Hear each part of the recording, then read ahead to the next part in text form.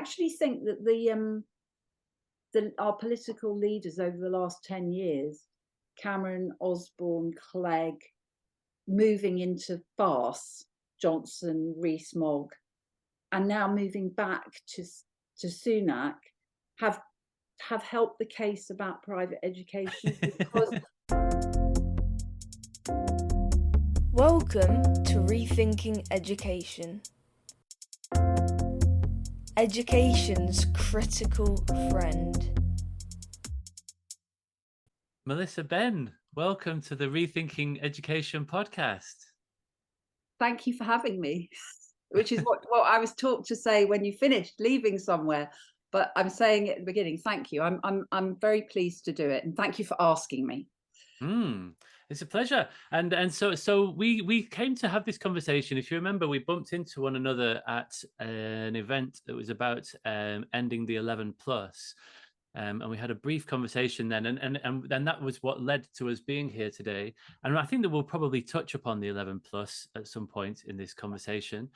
And I've really enjoyed reading your work over the years. I read School Wars many years ago, and then I reread it in preparation for this conversation, and it really remains very relevant, I think. That's great. And so that's I haven't reread it recently, so you're probably going to say to me, as you said on page something, and I'm going to have to go whoa. But can I say a really obvious thing, and this does relate to learning. I mean, it is very obvious, but if you have to write something or produce something or speak to something, you ingest knowledge in a way that doesn't really ever leave you. The detail might leave you, but the understanding doesn't. And, you know, there are many writers who will say, and I think of myself primarily as a writer, who will say, I write in order to know what I think. And so I wrote School Wars in order to understand the moment we were at. And it turned out, and I think this is what you may be referring to, it turned out to be a really significant moment in the history of education in this country. It wasn't a blip. It has continued, shorthand, the Govism has, somebody calls it long Govid. Yes, that's right. Yeah, that's Nick Causton. Govism has continued to shape and be sustained, but of course, being something of an amateur educational historian, it also links to before. So I think it was a book but I wrote it to understand what was going on and what I thought of it. That's my point. And all my books I write in order to understand to come to know what I think. Well, you did a great job because it was published, was it 2010 or 2011? And it was very quickly after the coalition government came in. Yeah, it came out, funnily enough, the timing could not have been more perfect from the publisher's point of view. It came out in September 2011. And I remember the week of publication, I was pitched into a debate for The Observer, which they published as a double-page spread, with Rachel Wolfe, who just started up the free schools. Yeah. Peter Hyman, who I think by then was about to start his own free school, and somebody else who I'm afraid to say I can't remember, debating all of these things. And then I spent a year, and I think this connects to the part of me that is a politician monkey, because I come from a political family where you always go out and argue with everyone. That followed a year of going around the country debating the ideas in it, which I wrote about for the New Statesman, my year on the road. So the timing was very good, and I guess I was prepared to go out and discuss it with everyone. Yeah.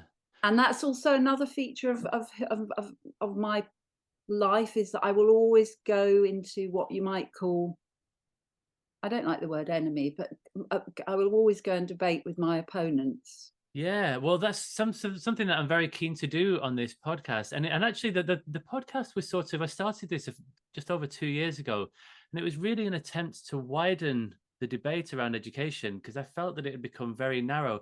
Certainly, the extent, maybe it's just that I was in a narrow, I'm actually starting to think that maybe I was just in a narrow little corner of the debate without really seeing it.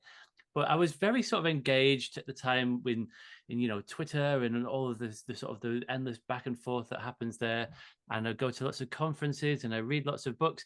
And it felt a lot like the conversation had become very sort of narrowly focused around the minutiae of classroom practice, essentially, around, you know, like how to do particular types of quizzing to improve retention of key facts, or stuff to do with the knowledge-rich curriculum. And it was also essentially about how to make the existing system work slightly better than it is doing currently, which is brilliant. It's very well intentioned, lots of people sharing best practice, and, you know, all power to it. It's very important stuff to be happening.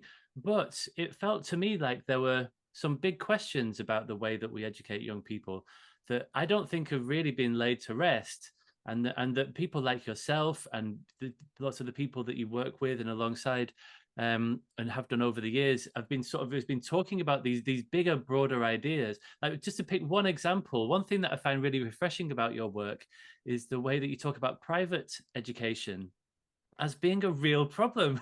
The fact that we've got this two-tier system, and you refer to it as, at one point, I think in School Wars, as like educational apartheid. It's like, and at one point I think you used the phrase like, let's just be blunt, or let's be honest about what this does. It reproduces and widens social and economic inequality. It creams off certain types of kids that don't therefore get to mix with other types of kids. And this very divided society that we live in, the roots of that society, we can see it in this very divided school system.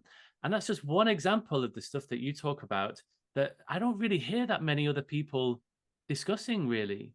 Well, God, do you know that? I mean, there's so many things in what you said that are so interesting to me. I mean, the first thing I would say is, at the period of the last 10 years has seen a lot of reform from government, particularly in that early Gove and Gibb years.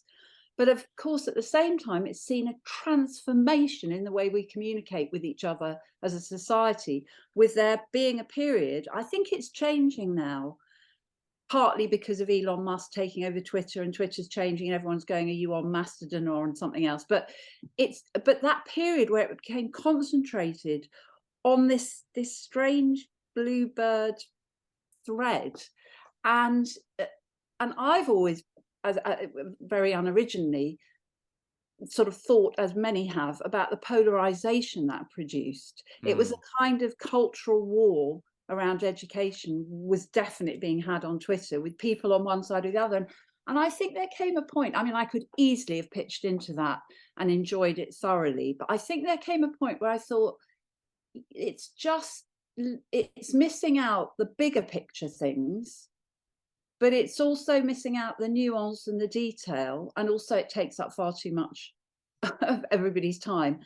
And so but I hadn't thought about Twitter, and this is one of the limits of being a campaigner, is you're not in the classroom.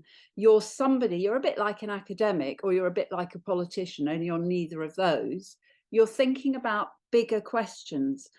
And those bigger questions, oddly enough, didn't Twitter seem to be more about, what do you think of Tom Bennett's behavioural policies, or what do you think about, but there's phases, Daisy Christodoulou's, tackling of so-called progressive myths and so on. Yeah. But I guess with my bigger picture hat on, I was thinking, well, you know what, the way people talk about progressive education, that's just so wrong. I mean, I hope we're going to talk about that, a bit of the sort of how ideas get twisted in particular eras. Yeah. So look, that's a lot to bring up. I can see we're going to be like that, you and I. I think we're going to need a few days to have this conversation. There's so much to cover. And so yeah, absolutely. Like, so in this podcast, one of the reasons that these are long form conversations is that I really like to get to know the guests and to get to know who they are. And often you can see their educational philosophy, the roots of it, in their own childhood and their own experience of school. And so I'd really like to hear about that. And also your later experience of education. And I'm also really interested in this idea of significant learning, like moments that have really shaped us as individuals. And I think that it makes sense because your story has been shaped by your experience as a young person, and then as a later on as a parent. I think it makes sense to start there. But before we do that, let's just quickly check in with what you're up to currently. Is there anything happening currently with you within education that is worthy of note?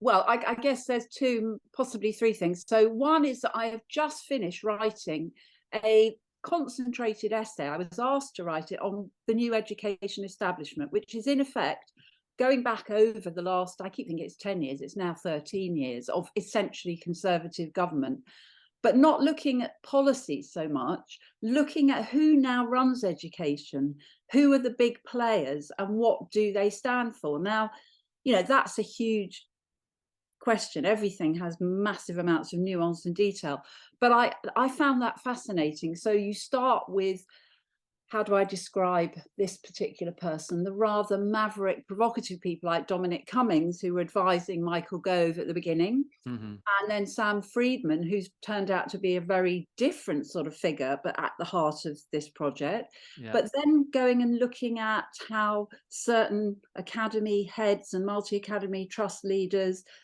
were trusted by governments, and government talked to them, to looking at something that I actually have learned having finished the piece, but about how important the number 10 unit came in deciding education policy, looking at a sort of parade of figures and groups that have, there's quite a revolving door actually. If you look at something like Policy Exchange, people at Policy Exchange who then go on to be on an advisory committee and then go on to do something else. So it's a bit of detective work. So that's one thing I've been doing, which has just reinforced my current knowledge or thinking about what's happening. And the reason that's important to someone like me in particular is that all the polls tell us we're going to have a Labour government.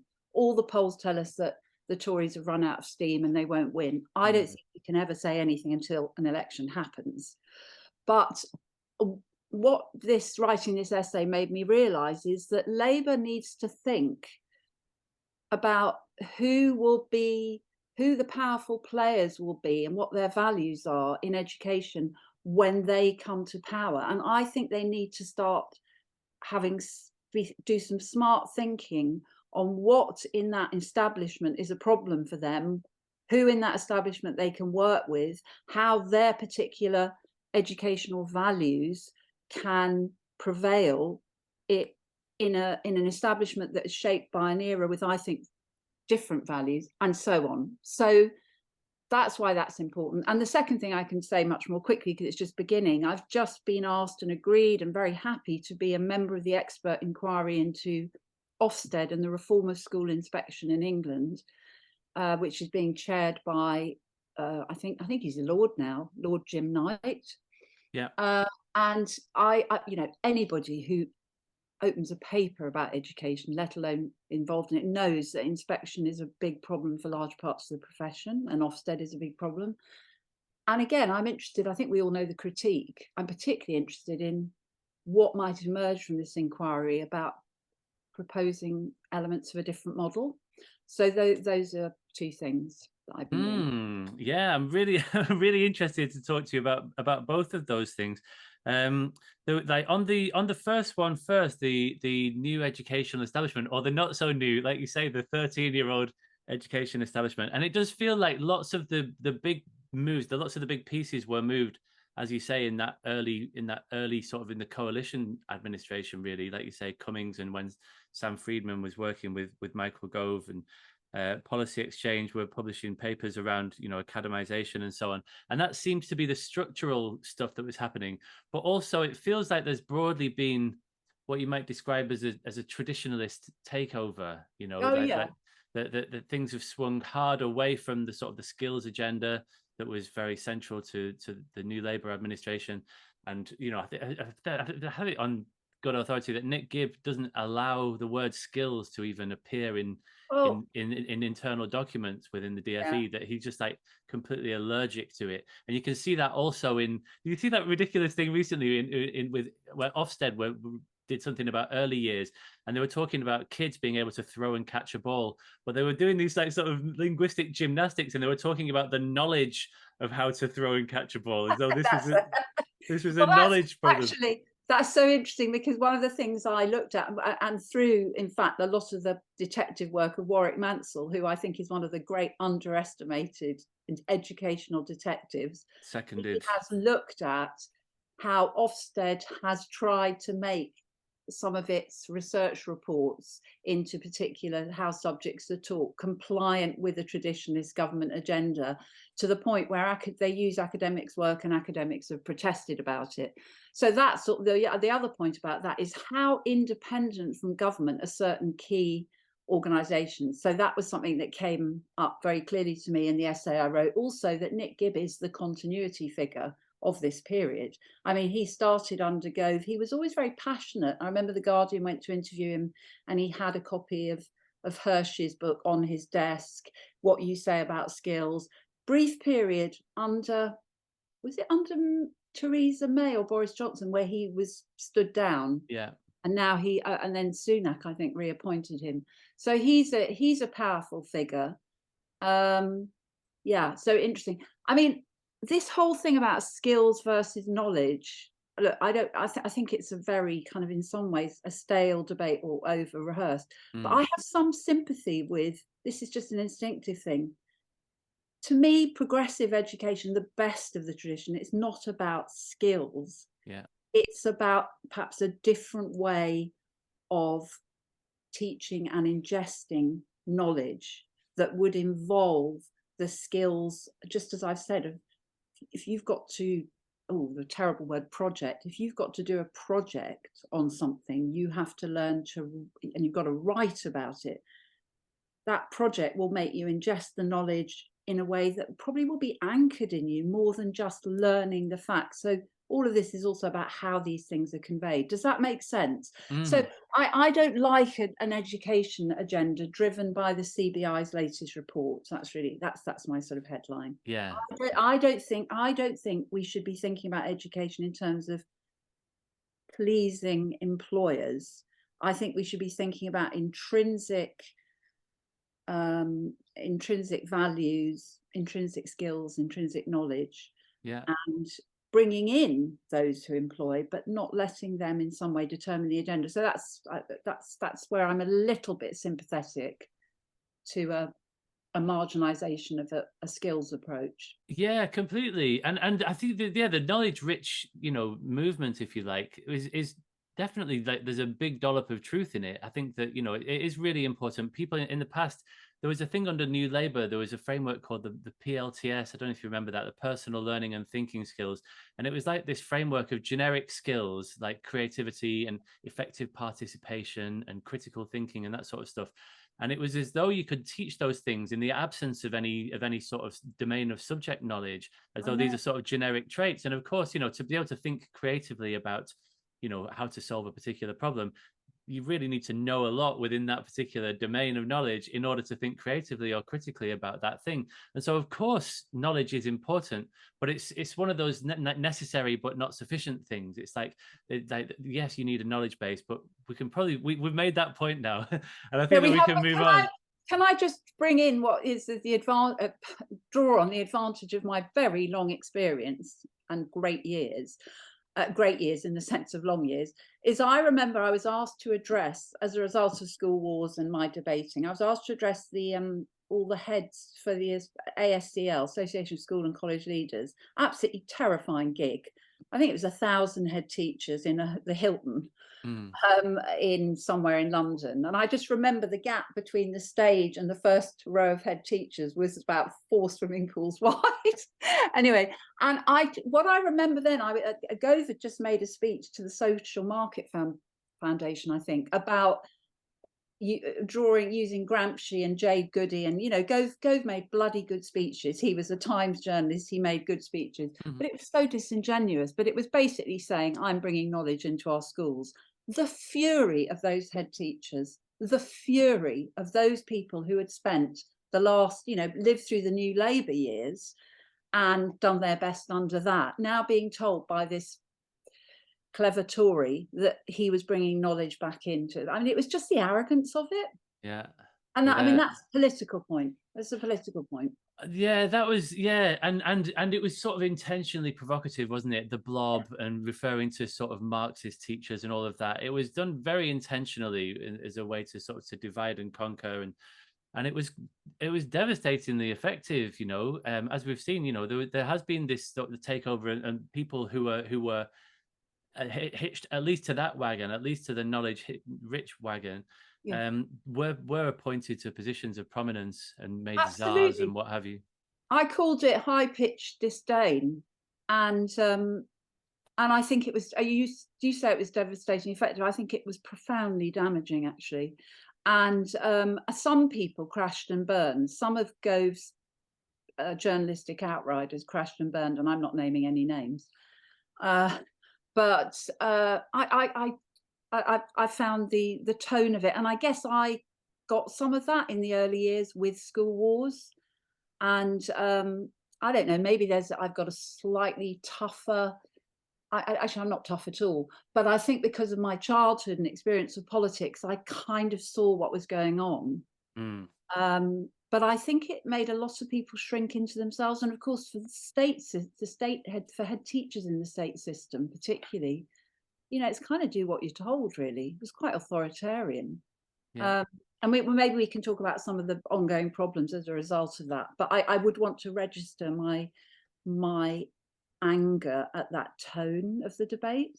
Yes, I completely agree. And by effective, I didn't necessarily mean that I was a fan of it. I agree that it was I'm in the camp long Govid. I think that it's been just an absolute dog's dinner that so-called revolution has left, and we still have left with this weird piecemeal education system that nobody really seems to know how to stitch it back together.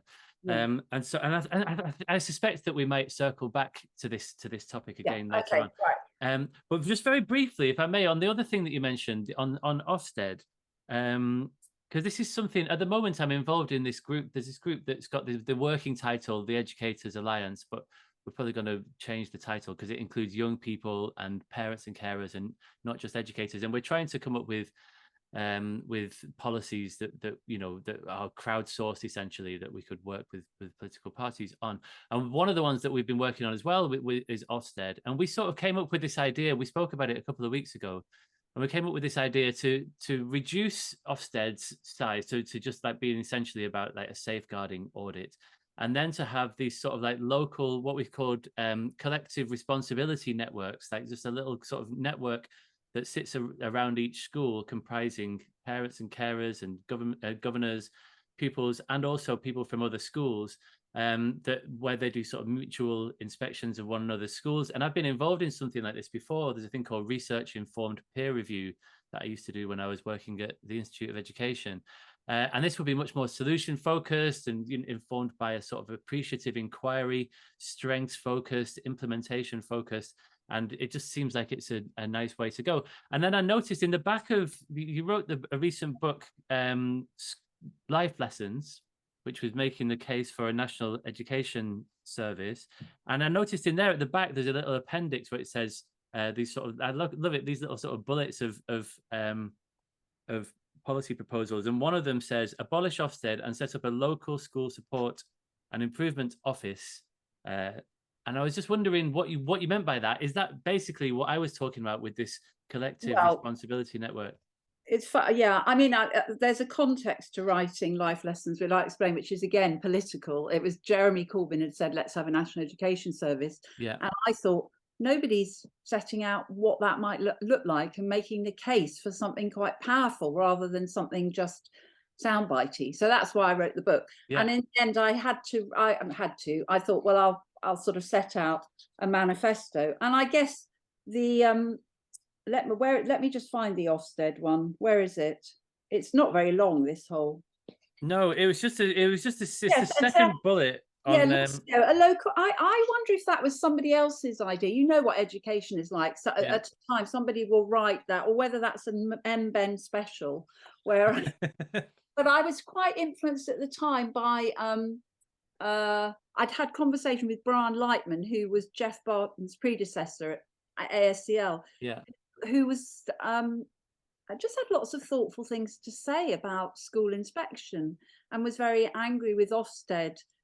As so many people were, but not from the point of view of like heads who'd lost their jobs or schools that had been downgraded, but just said, we need a system that is about local support and improvement. So I think that may have been Benn coming up with an acronym Yes. But thinking about your educators and arts idea, I'd really like, if you've got that in any written form, I'd like to feed that into the inquiry that I'm involved in. So would you send that to me? Yeah, I'd be delighted to, and I'd love to have a conversation with you offline about that, because there's something really exciting happening there, I think.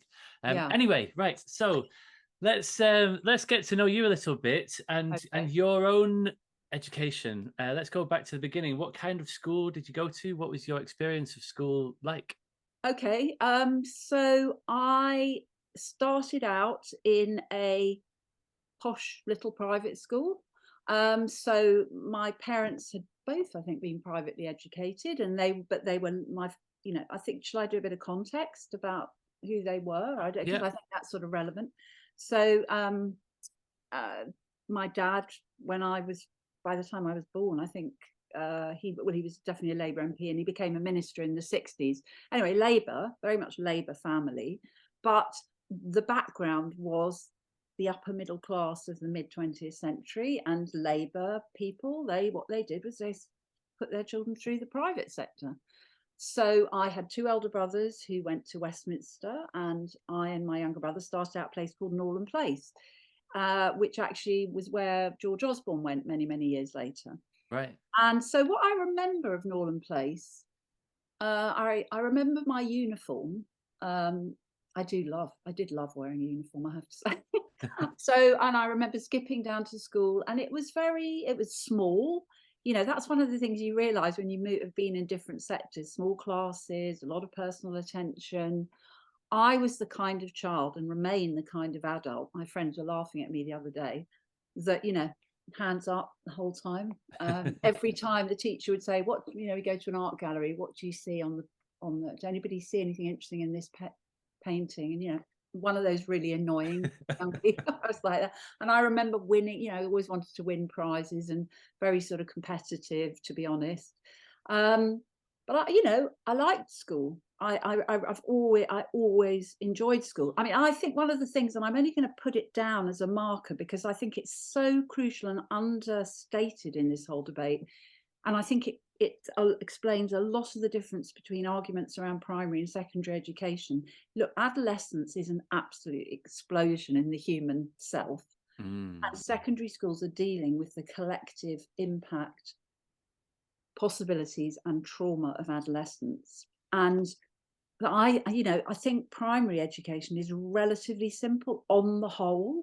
You're dealing with lots of keen, outward-looking, positive, pre-spotty, pre-sexual, pre-what's-it. And I just find that I so often think about that.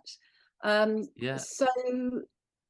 The reason I say that is I always enjoyed school, but the bits I didn't enjoy were probably as much about adolescence as they were about school. Mm-hmm. So I was at private school until I think I was about 7 or 8. And then this is where it's relevant. My parents, the new comprehensive movement was coming in. My mother was very interested in education because she was from an American background where local schools have a different place in the landscape. And local schools are more, America has all sorts of problems, but it didn't have this absolutely class-ridden structure around schools, where she was very interested in the emerging comprehensive movement. My father was, and they decided they would take all of us out of private education and put us all in local state schools. And James, the older I get, the more I think that was just such a hugely significant thing for me personally, but also in terms of my understanding of education, class, my understanding probably of private schools even now. And it's an unusual thing for people to do even now. If parents can afford to send their children privately, very few will take them out of that system and put them into a state system. Yeah. And very few will opt for the state system, even though they can afford the private system. So I thought it was a very brave thing for my parents to do. It caused a lot of consternation within the wider family. Oh, you're sacrificing your children. People have commented on it to me, for decades. I will Right. meet people and they would go, of course, your parents, they did that very weird counterintuitive thing and look at you like, Do you remember Um, it was in the public domain at the time that these yeah, prominent Labour politicians were putting their children yeah, into it was. progressive? I mean, I'm like the archivist of my mother's papers. Both my parents left enormous amounts of archive, and my mother very sweetly left me in charge of hundreds and hundreds of her boxes. And I remember going through the correspondence from people, personal and otherwise, about this. And on the whole, people were quite negative about it. But it was also a subject of public comment. And then we all went to what is often called one of the pioneer London comprehensive, Holland Park. Right. And of course, tremendous amount of criticism of Holland Park, tremendous amount of misreporting of Holland Park, tremendous amount of disdain for that kind of thing. But my mother was a governor there, and a governor for about 35 years, and then chair of governors for 13 years. So they were very, very involved in the local comprehensive and my mother was an educationalist and very involved and key in the early, the mid-century movement for comprehensive reform. So that was a big part of my childhood, coming home from school, and there would be the campaign for comprehensive schooling. For some reason, they didn't sit on chairs. I think they were putting together a magazine, so they were all sitting on the floor. And then Brian Simon, who is one of the great socialist thinkers on education, wrote a book with my mother called Halfway There. And so he, get to know him, and I've read his work subsequently, and he's a fantastic writer. And then my mother wrote a book called, oh God, I'm trying to remember. I should know her books. Anyway, she wrote a book with Brian Simon. She wrote a book with Professor Clyde Chitty. So, Oh yeah. Who died recently. So, education was very much there as a set of ideas in my childhood as well.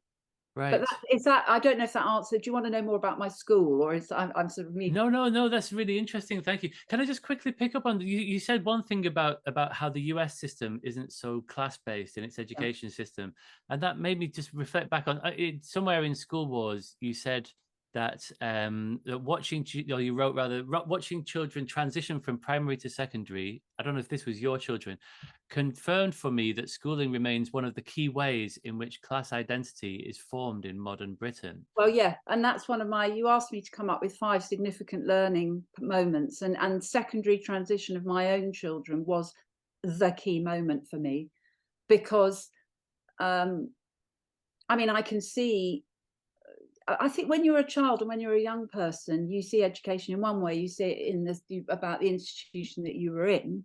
When you're a parent, you see it differently. And also you're an adult and you understand more how it works.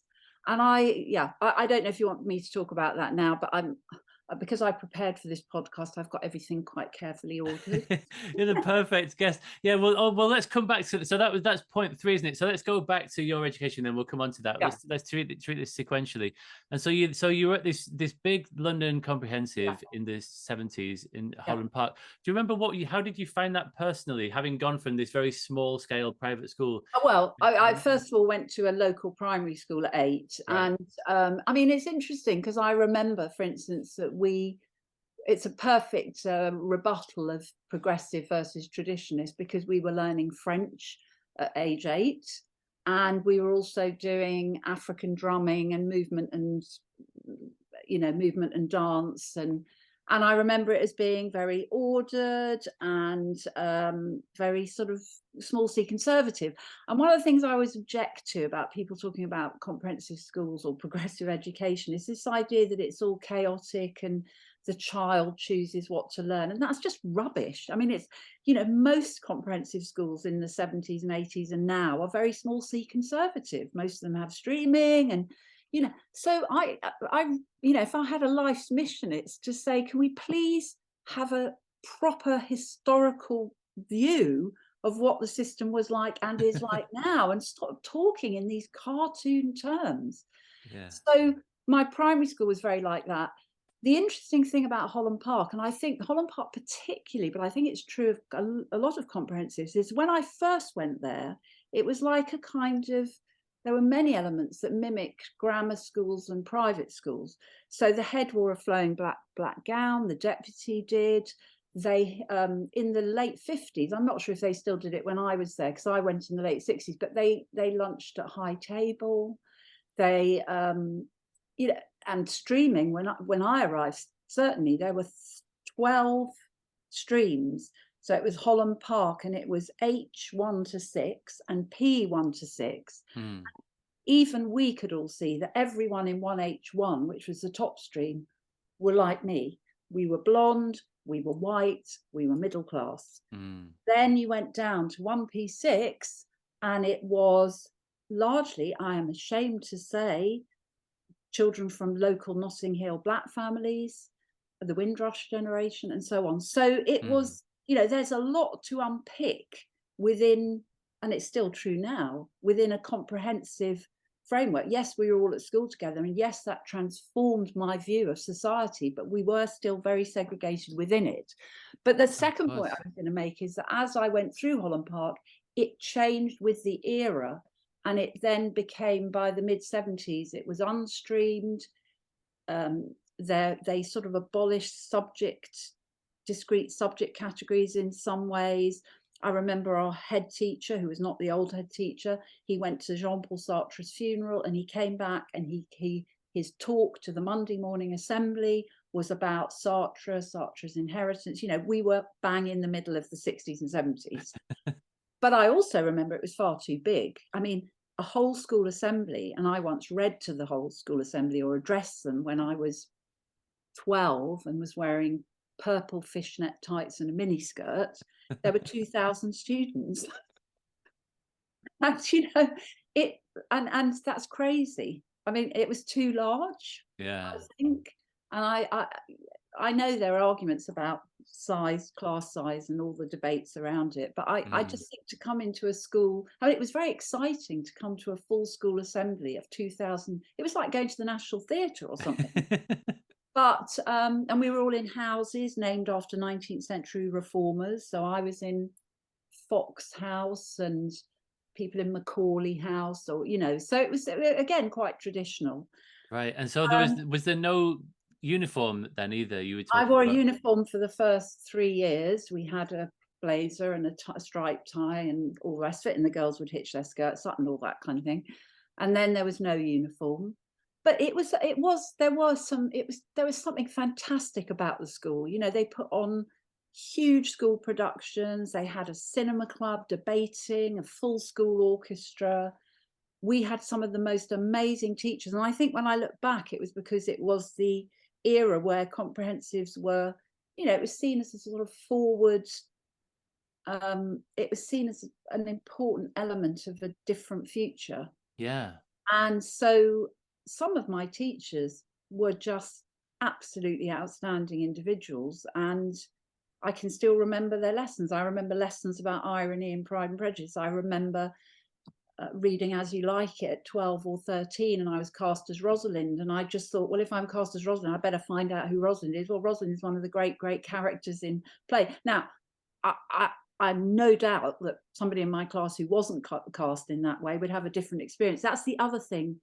It's always your own experience of something. Yes. But there were lots of problems in the school. You know, some teachers found it hard to discipline large classes. Other teachers were teaching O-level history to 45 of us. There were 40 something in our, but they could keep the room enthralled with an account of the Corn Laws or suffrage movement or whatever, you know. So you learnt then that there's so much about personality in teaching. But I would say about myself, I was there with my 3 brothers. My mother was a governor, as I said. Our family was very, in the best sense, invested in this school, invested in this idea of everyone being educated together. And I'm sure that affected my view of it. Yeah, yeah. And I think that is it fair to say that you primarily see yourself as like as a comprehensive campaigner, that that's a centerpiece of the work that you've done in this area? I mean, I take the view, and I know how complicated it is. I have a simple question: why can't we educate all our children together?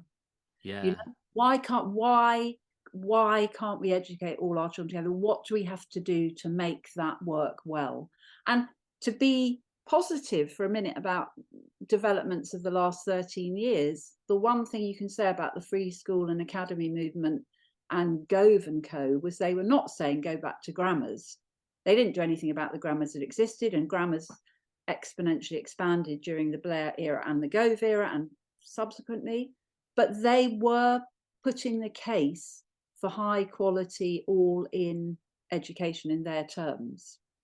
And I think that is, you know, once the Tories lost that we are the party of the grammar school, then you're talking about comprehensive. So the word comprehensive is been rather exiled from political vocabulary and very demeaned. But it's all ability education, or however it's called, has moved into the mainstream in a way. I just think it could be a lot better. And also we do still have a very segregated and hierarchical system, and we'll come on to that. Yeah, absolutely. Yeah, I suppose non-selective, like lots of people really pride themselves on being non-selective, and like lots of the discourse now is around, you know, disadvantaged kids and closing the disadvantage gap and so on. And yet, as you say, we don't have a non-selective system, and in all kinds of explicit and implicit and tacit ways. It's, you know, there's all kinds of selection happening. And that's something else that you talk about a lot in school wars, and it's not something that you hear so much now. I wonder if we could check in on that, maybe now or later on, about where do you think we are currently in terms of selection? I think that's fascinating, and actually I was thinking that as well, because when I first got involved in campaigning, a lot of it was around school admissions, which is the most techie question, but it's so important. I mean, it's different. Right. Selection is quite a simple thing, you know, the 11 plus, for or against. School admissions are about, wow, that's something else. But I think the bigger point, which I'm interested in, is yes, it's true that the Govery are against selection and for all ability schools. Yes, it's absolutely true that the current debate, right and left, or more on the right, is around reducing the gap, the attainment gap, disadvantaged children. We don't talk about the working class anymore. Social mobility. But actually, and one of the things I realised, and I said in my new educational establishment essay, is let's look at the things they never talk about. And they never talk about the things that keep that gap wide. They never talk about private schools. They never talk about the existing grammars. And I really think the system in places like Kent and Bucks and parts of Lincolnshire, which are like the 1950s, I mean, it's clear why the attainment gap is continuing there. They never talk about, well, school choice was one of the mantras of the Blair era and the early Gove era. But school choice benefits who? Those who do the choosing. They never talk about the things that hold back disadvantaged children, austerity. Now we've got the cost of living crisis. I just think there's something about the debate that is it's a bit like your point about it's all focused on the classroom, but the classroom exists in a social world. And that is not what this lot ever talk about, in my view. Yes. I mean, you'll probably be somebody, if they're listening to this, will say, "Oh, somebody wrote about it or said it," but in the general discourse, they don't talk about it. Yeah, I agree, and I think that's really strange, and it's something that I would like to understand more widely. You know, like there's sometimes a bit of a lazy characterization that people on the traditionalist side of the aisle, if you like, are Tories, right? That there's something about sort of austerity and an austere sort of authoritarian approach to telling kids the best of what's been thought and said and having strict behavior management and so on, that this is somehow a Tory thing. But that's not really true. There's lots of people who identify that there was a hashtag on Twitter a few years ago, Lefty Trad, who was saying that, you know, this is the way that you close the disadvantage gap. The way that you empower kids from poor backgrounds is through a rich knowledge. And E.D. Hirsch describes himself as practically a socialist. And so I think that there are people who are centrally involved in talking about things like knowledge and cognitive load and testing and all the rest of it. who are sort of invested in wider social ideals. But as you say, like without wanting to name any individuals or to pick anybody out as saying, why don't you talk about this or that? The general tone of the debate, as you say, as somebody who's very much plugged into that, you don't hear people talking about that. It was interesting. The private school thing came up again, didn't it? Under the last under Corbyn, under the last Labour administration. And actually, which we'll come on to talk about, under Keir Starmer, surprisingly, who's fight over. But there's two things I want to say about that. Is I think it's something, I had people say to me, and still do, oh well, it's the right, understand the importance of discipline and knowledge. I honestly think that I'm not into the hashtag lefty trad, but look, you've got to have ordered classrooms. I totally understand a parent or a child who felt let down by disordered classroom and chaotic classroom. There's no justification for that whatsoever. I guess I think, with my sort of journalist rather than actual teacher hat on, that every school should be a place of friendly order, and order is vital. And also, we've talked about this before, knowledge is central to what education is about. So yeah, I think that's really important, but I think that there are bigger questions. I think one of the things about the Gove era as well was it was this idea that you just needed to get a brilliant teach first person into a classroom, scatter their, Russell Group, Oxbridge learning onto young people, that it was all about what happened in that space. And actually, there are so many other things that have to happen to structure that space to really close the disadvantage gap. Yeah, completely. Okay, so let's come back to your story, and the thing that we talked about briefly earlier about becoming a parent.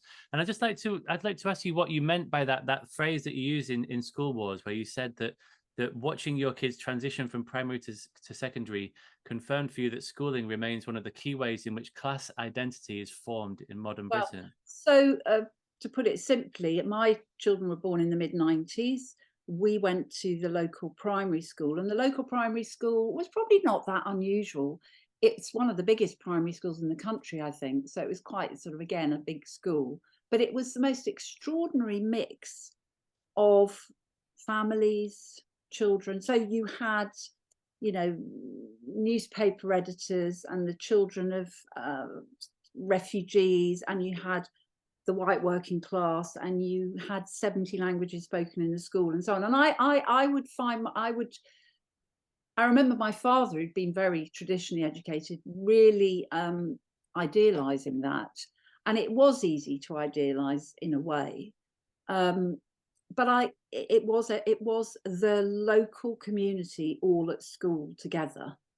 And I wouldn't idealize it now. I think there's so many things that need to be done to make that work. But the one thing many things our local primary had was one of the first purpose-built refugee centres built on the school premises. So children who were coming from, Afghanistan or Syria or Ukraine, now it still exists, would be given lessons, help them to learn English, help the families and so on. And that's sort of what I would call intelligent welcome, was really an important part of making this mix work. When it came to secondary, and so all sorts of parents, they might moan about the school, but they were all our children were being educated together. And it came to secondary transfer, and it was just such an eye-opener, because there was a local secondary school which was not, there are some, what's I think Tim Brighouse calls favoured comprehensives that everybody wants to go to. I mean, the famous one in North London would be Camden School for Girls or whatever.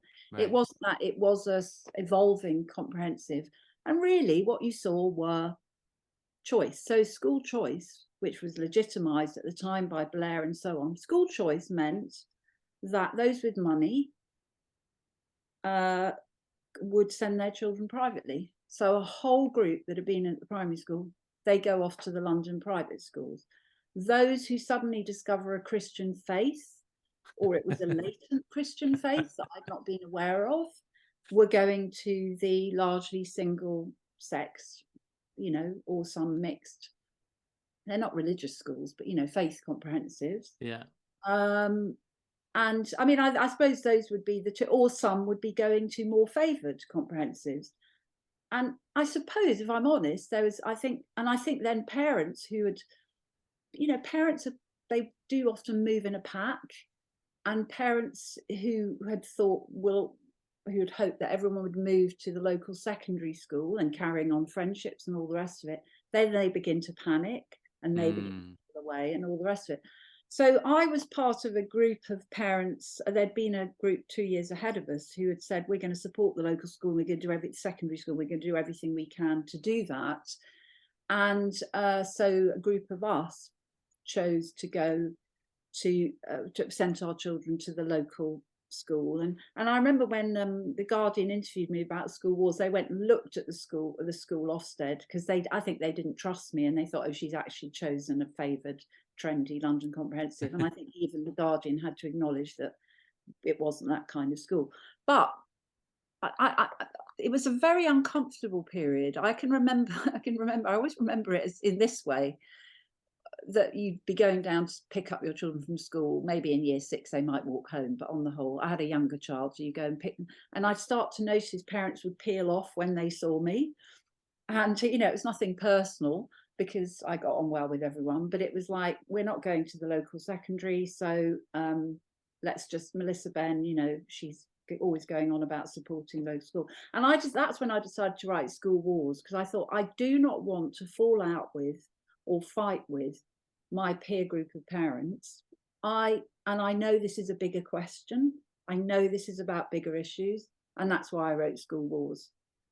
And then I got to know Fiona Millar, who had sort of fallen out with the Blair government over its support of diversity and choice, and also was saying, let's support good local schools. And then 4 of us started up the Local Schools Network, which was an attempt to, a bit later on, to take on the Gove view that you had to academise everything that moved.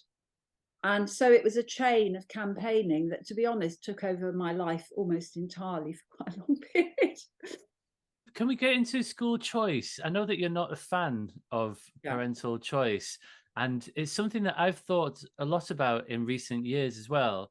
And I'm interested to hear about this. Why are you so against the idea of that was so initially sort of proposed? Was it a Blairite idea? The idea of, I don't know. It's just choice? One of those words, isn't it? School choice. I mean, it's really simple, James. I just felt that what school choice really meant was that parents with differing degrees of advantage could get better options for themselves, and could buy out of a local school that then became, I don't like this term, but a sink school. And, you know, and then when you have growing inequality, that process becomes wider, and there's a lot of latent racism in various communities, and parents wanting to get away from schools they thought were predominantly of one religion or, you know, ethnic background or something like that. And you see, and it's back to this thing. I thought, well, why are they all so happy to be at primary school with a mix of children, but not at secondary school? And so that was my take on choice. Look, otherwise, I think, yes, you know, if choice operated with everybody, you know, a group of different schools, I'm not really sure. I don't think I've ever really been sure what positive school choice would look like. I've got an idea in my head. Go on. I know you're going to give me, because I can see it exercises you in a different way, and I'm prepared many years later to amend my view. But I think it's about positive school choice would have to exist in a more egalitarian framework for me to be drawn to it. The way I've always seen it working is it just confirms unfairness. But persuade me otherwise, James. Well, I mean, so my version exists mainly in my head, right? And so I just wanted to caveat that first of all. But I've been thinking about how to change, because we've got this quite a monolithic system still. Certainly the assessment system is very monolithic, but there are lots of schools that look very similar now, that look very, very sort of Govian, very traditionalist, lots of strict discipline, lots of kids being sent home for minor infractions of the uniform policy.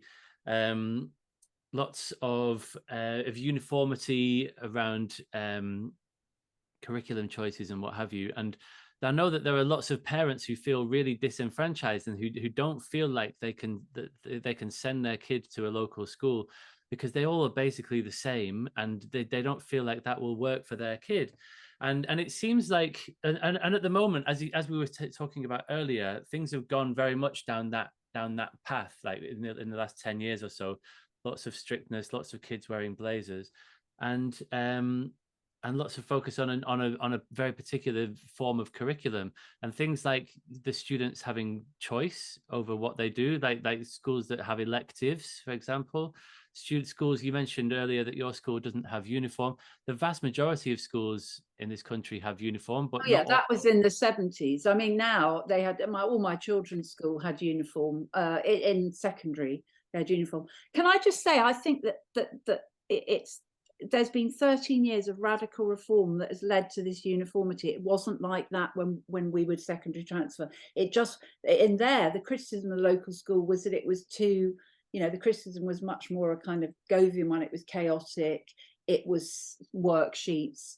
It was lack of discipline. It was all the rest of it. So I'm much more sympathetic to your sort of parental wish for and student wish for a chance to engage and be creative. Much more sympathetic to that idea of choice in the modern context. Okay, all right, that's good to hear. And also, so I would add to that. So for example, and I know that this is difficult to, like, the logistics of how you make this work, so that because of geography and rural schools and all the rest of it.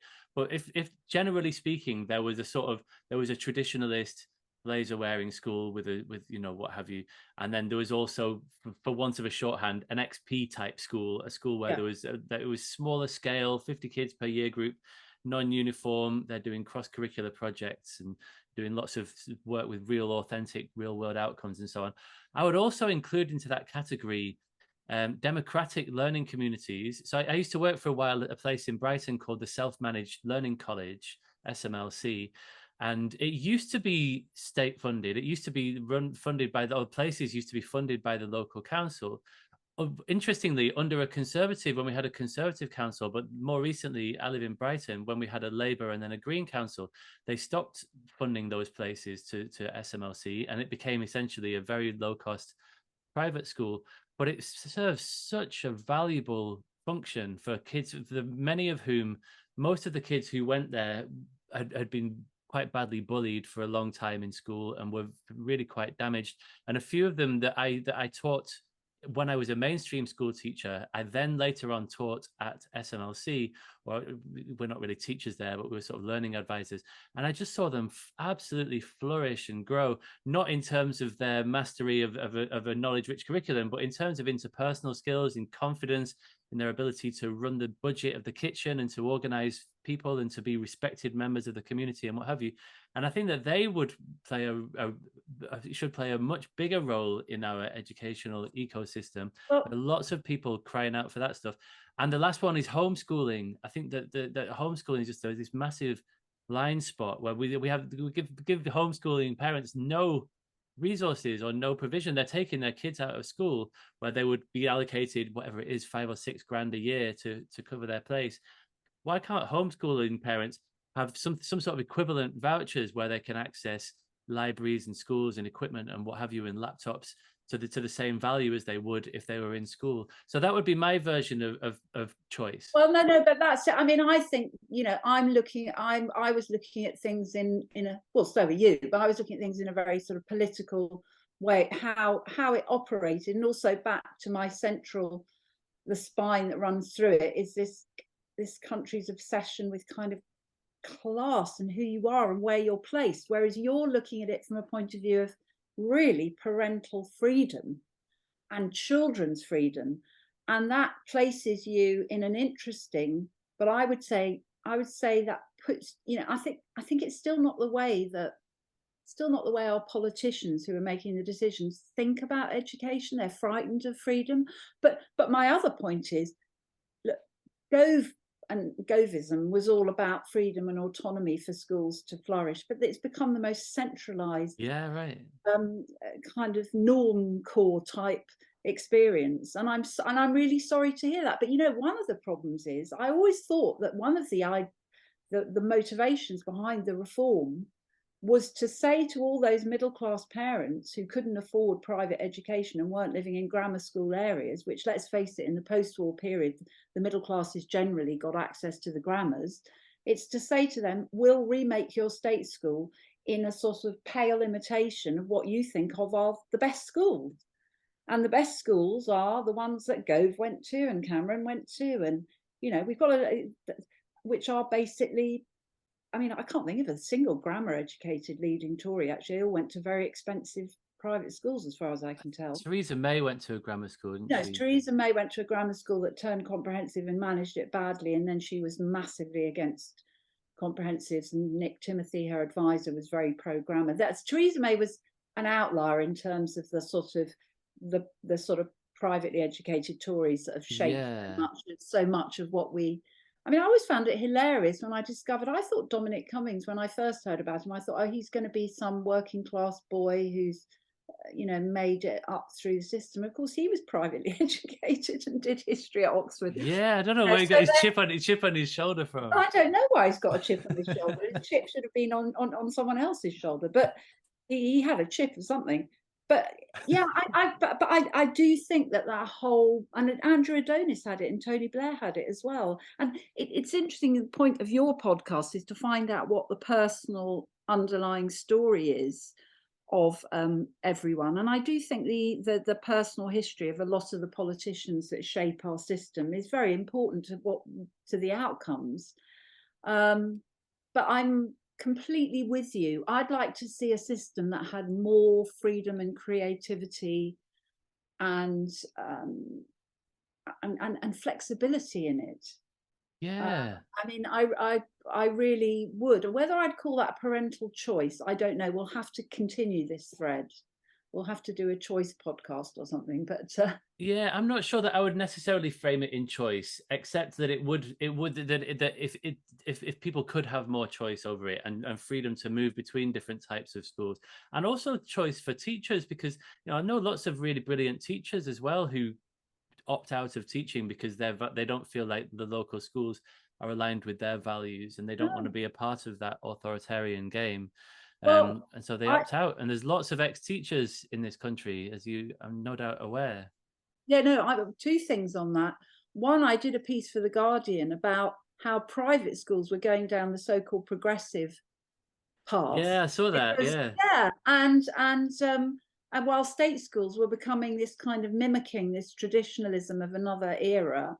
And Catherine Birbalsingh was the only person who thought that was a bad thing, because I interviewed her and she was absolutely furious. She said private schools are giving up what is their privilege. I mean, I think she thought they should be, you know, knowledge rich plus, and that made it marvelous. Whereas everyone else, you know, I talked to this amazing guy, director of studies at Bedales, you know, and it was just like, what a dream. That place is amazing. Oh my God. I mean, but you just got to have 45 grand a year, which I don't know about you, but I don't have that. The other thing that I thought I wanted to mention on this, and this is a good place, is that when we come on to maybe other people who've influenced us, I've been quite influenced and been very interested in and keep an eye on teachers who entered in the post-2010 period, couldn't obviously thought that the whole thing just didn't work for them, and went off and looked at alternative models of education. But instead of being politically critical, because they didn't want to be derided as the blob. I mean, you can't get away from what this is all at the political level, you know. And they didn't. So Lucy Crean wrote a really interesting book, Cleverlands. Yeah. She went and looked at the 5 successful education systems around the world. I think she did it, crowdfunded her book. And they were all sort of basically non-selective, much richer curricula systems, you know, comprehensive systems. Yeah. And then Alex Beard did Natural Born Learner, looking at kind of more creative ways of learning, again, going around the world. And I feel these younger teachers who say, hang on a minute, this doesn't work, but I'm not going to criticize Michael Gove because I don't want to lose friends and not influence people, but I'm going to look at this sideways on, are fascinating. Yeah, absolutely. And also people like Valerie Hannon. I saw a really brilliant talk that she did last week, the week before, about her recent book, Future School, is it called? Or the Schools of the Future? I don't know if you've seen that one. Yeah, let me just make a note of that. Yeah. She wrote a book called Thrive, which she co-authored with Amelia Peterson. And Amelia came on the podcast a while ago. And it's a really good book, and it includes lots of so-called, I think they call them pathfinder schools, like you say, these schools that dotted around the world who are doing things in really interesting, innovative ways. The Green School in Bali and High Tech High and all the rest of it. That's Alex Beard looks at those as well. Yeah. And then more recently, Valerie, it seems, has picked up the baton and has done that in a more thoroughgoing way, essentially. And I think she's still touring the world, looking at these really interesting places. Because, and like Guy Claxton sometimes says, and I don't know where this phrase comes from, somewhere else, that the future is already here. It's just patchy, you know. And there are lots of schools around the world that are doing things in really forward-thinking ways, where, for example, you can pursue something that's considered quite a progressive sort of ideal, something like the expeditionary learning schools, where there's lots of focus on project-based learning, but they have insanely high standards, and the kids perform to an unbelievably high degree and produce all this beautiful work, as they do at XP and in other places. And so it's doable, you know. It's really doable, and it's very frustrating that and it, you know, these things are happening at the moment in Wales. You know, there's some really interesting stuff happening in Wales under their curriculum review, and all over the place. Yeah, but I think it's back to this idea, and I really hope Labour can free itself from this mindset that the idea the parent wants a particular kind of school, and we must give them the, you know, I think the more I think about it, because you're absolutely right, there's all sorts of interesting things going on. There's lots of rebellion going on. I mean, I do think our school system is kind of exhausted.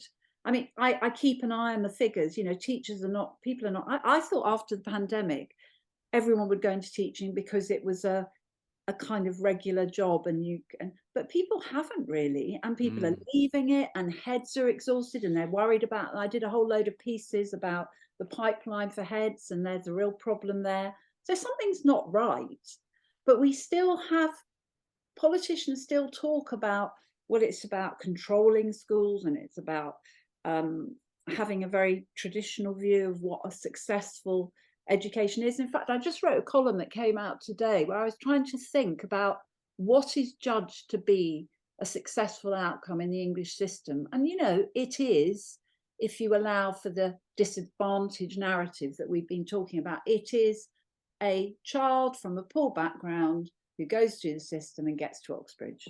Well, and essentially leaves their local community. And there's about 144 of those a year, free school meals, you know. Right, yeah. Whereas, as you know, the figures from Westminster and Eton they're upping those figures, which comes back to inequality. But I mean, you can't build a school system around the idea, that narrow view of social mobility. And even then, as Alex Beard discusses very tactfully in Natural Born Learners, what you have to do to an entire school to create that kind of success is slightly worrying. Yeah.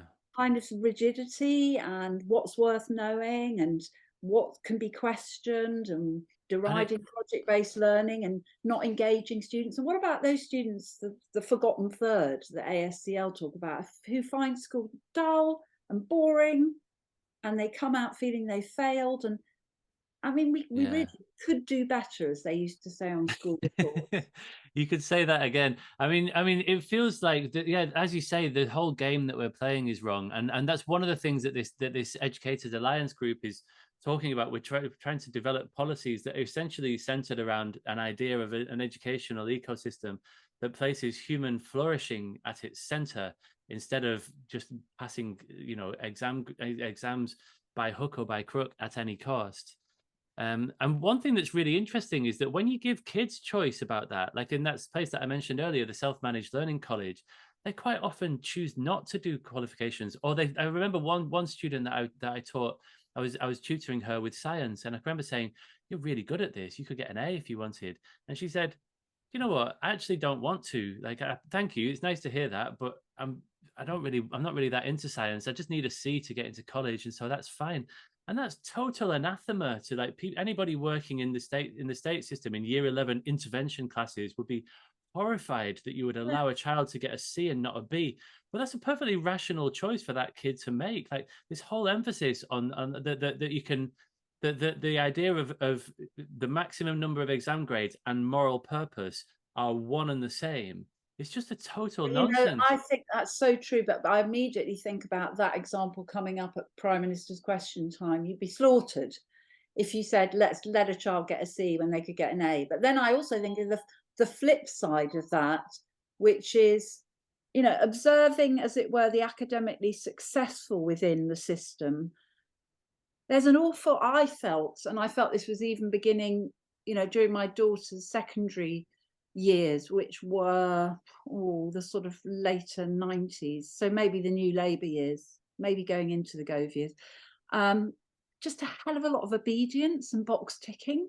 Yeah. So that you would get, and there's a gender element in this often, you get clever girls who could take apart the mark scheme, see what you had to do, could get an A star. But that isn't the same as engagement and stimulation and interest.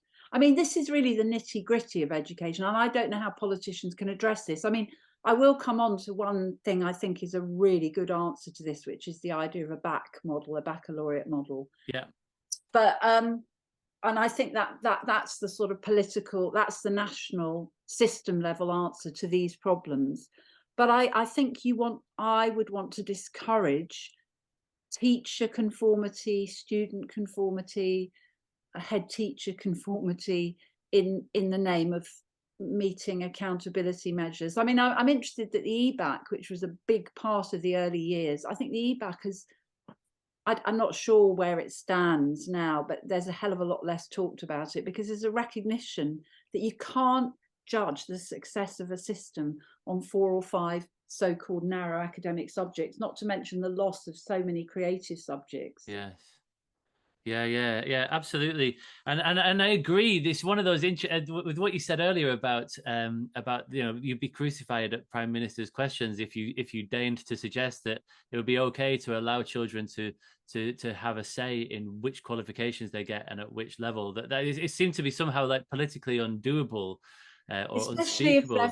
Especially if they're from poor families, that would be seen as being the soft bigotry of low expectations. I get it. But at the end of the way that, sorry, go on. Yeah, if the middle class want to screw up their chances, well, there you are. But it's this idea that we've got to. It's not that it's a noble idea at one level, but it leads to all these sort of what do you call it, undesired outcomes or perverse outcomes. I mean, anybody from a disadvantaged background has to be put through a kind of sausage factory system in order to improve their life chances. But from the evidence that I've seen is that it's switching off loads of children across the board in droves. Absolutely, that's the thing. Where we're not having this conversation in a moral vacuum. There's already, like you say, 1 in 3 school leavers who are branded a failure under the current system, and the vast majority of those are from disadvantaged backgrounds. Like, we're not going to close the disadvantage gap in any meaningful way, like you say, without addressing these wider things. But I think that the way that you frame that question around giving people more choice is to say, like, let's celebrate, a bit like what Rethinking Assessment are currently doing. Let's look at a wider range of ways to celebrate the achievements of young people.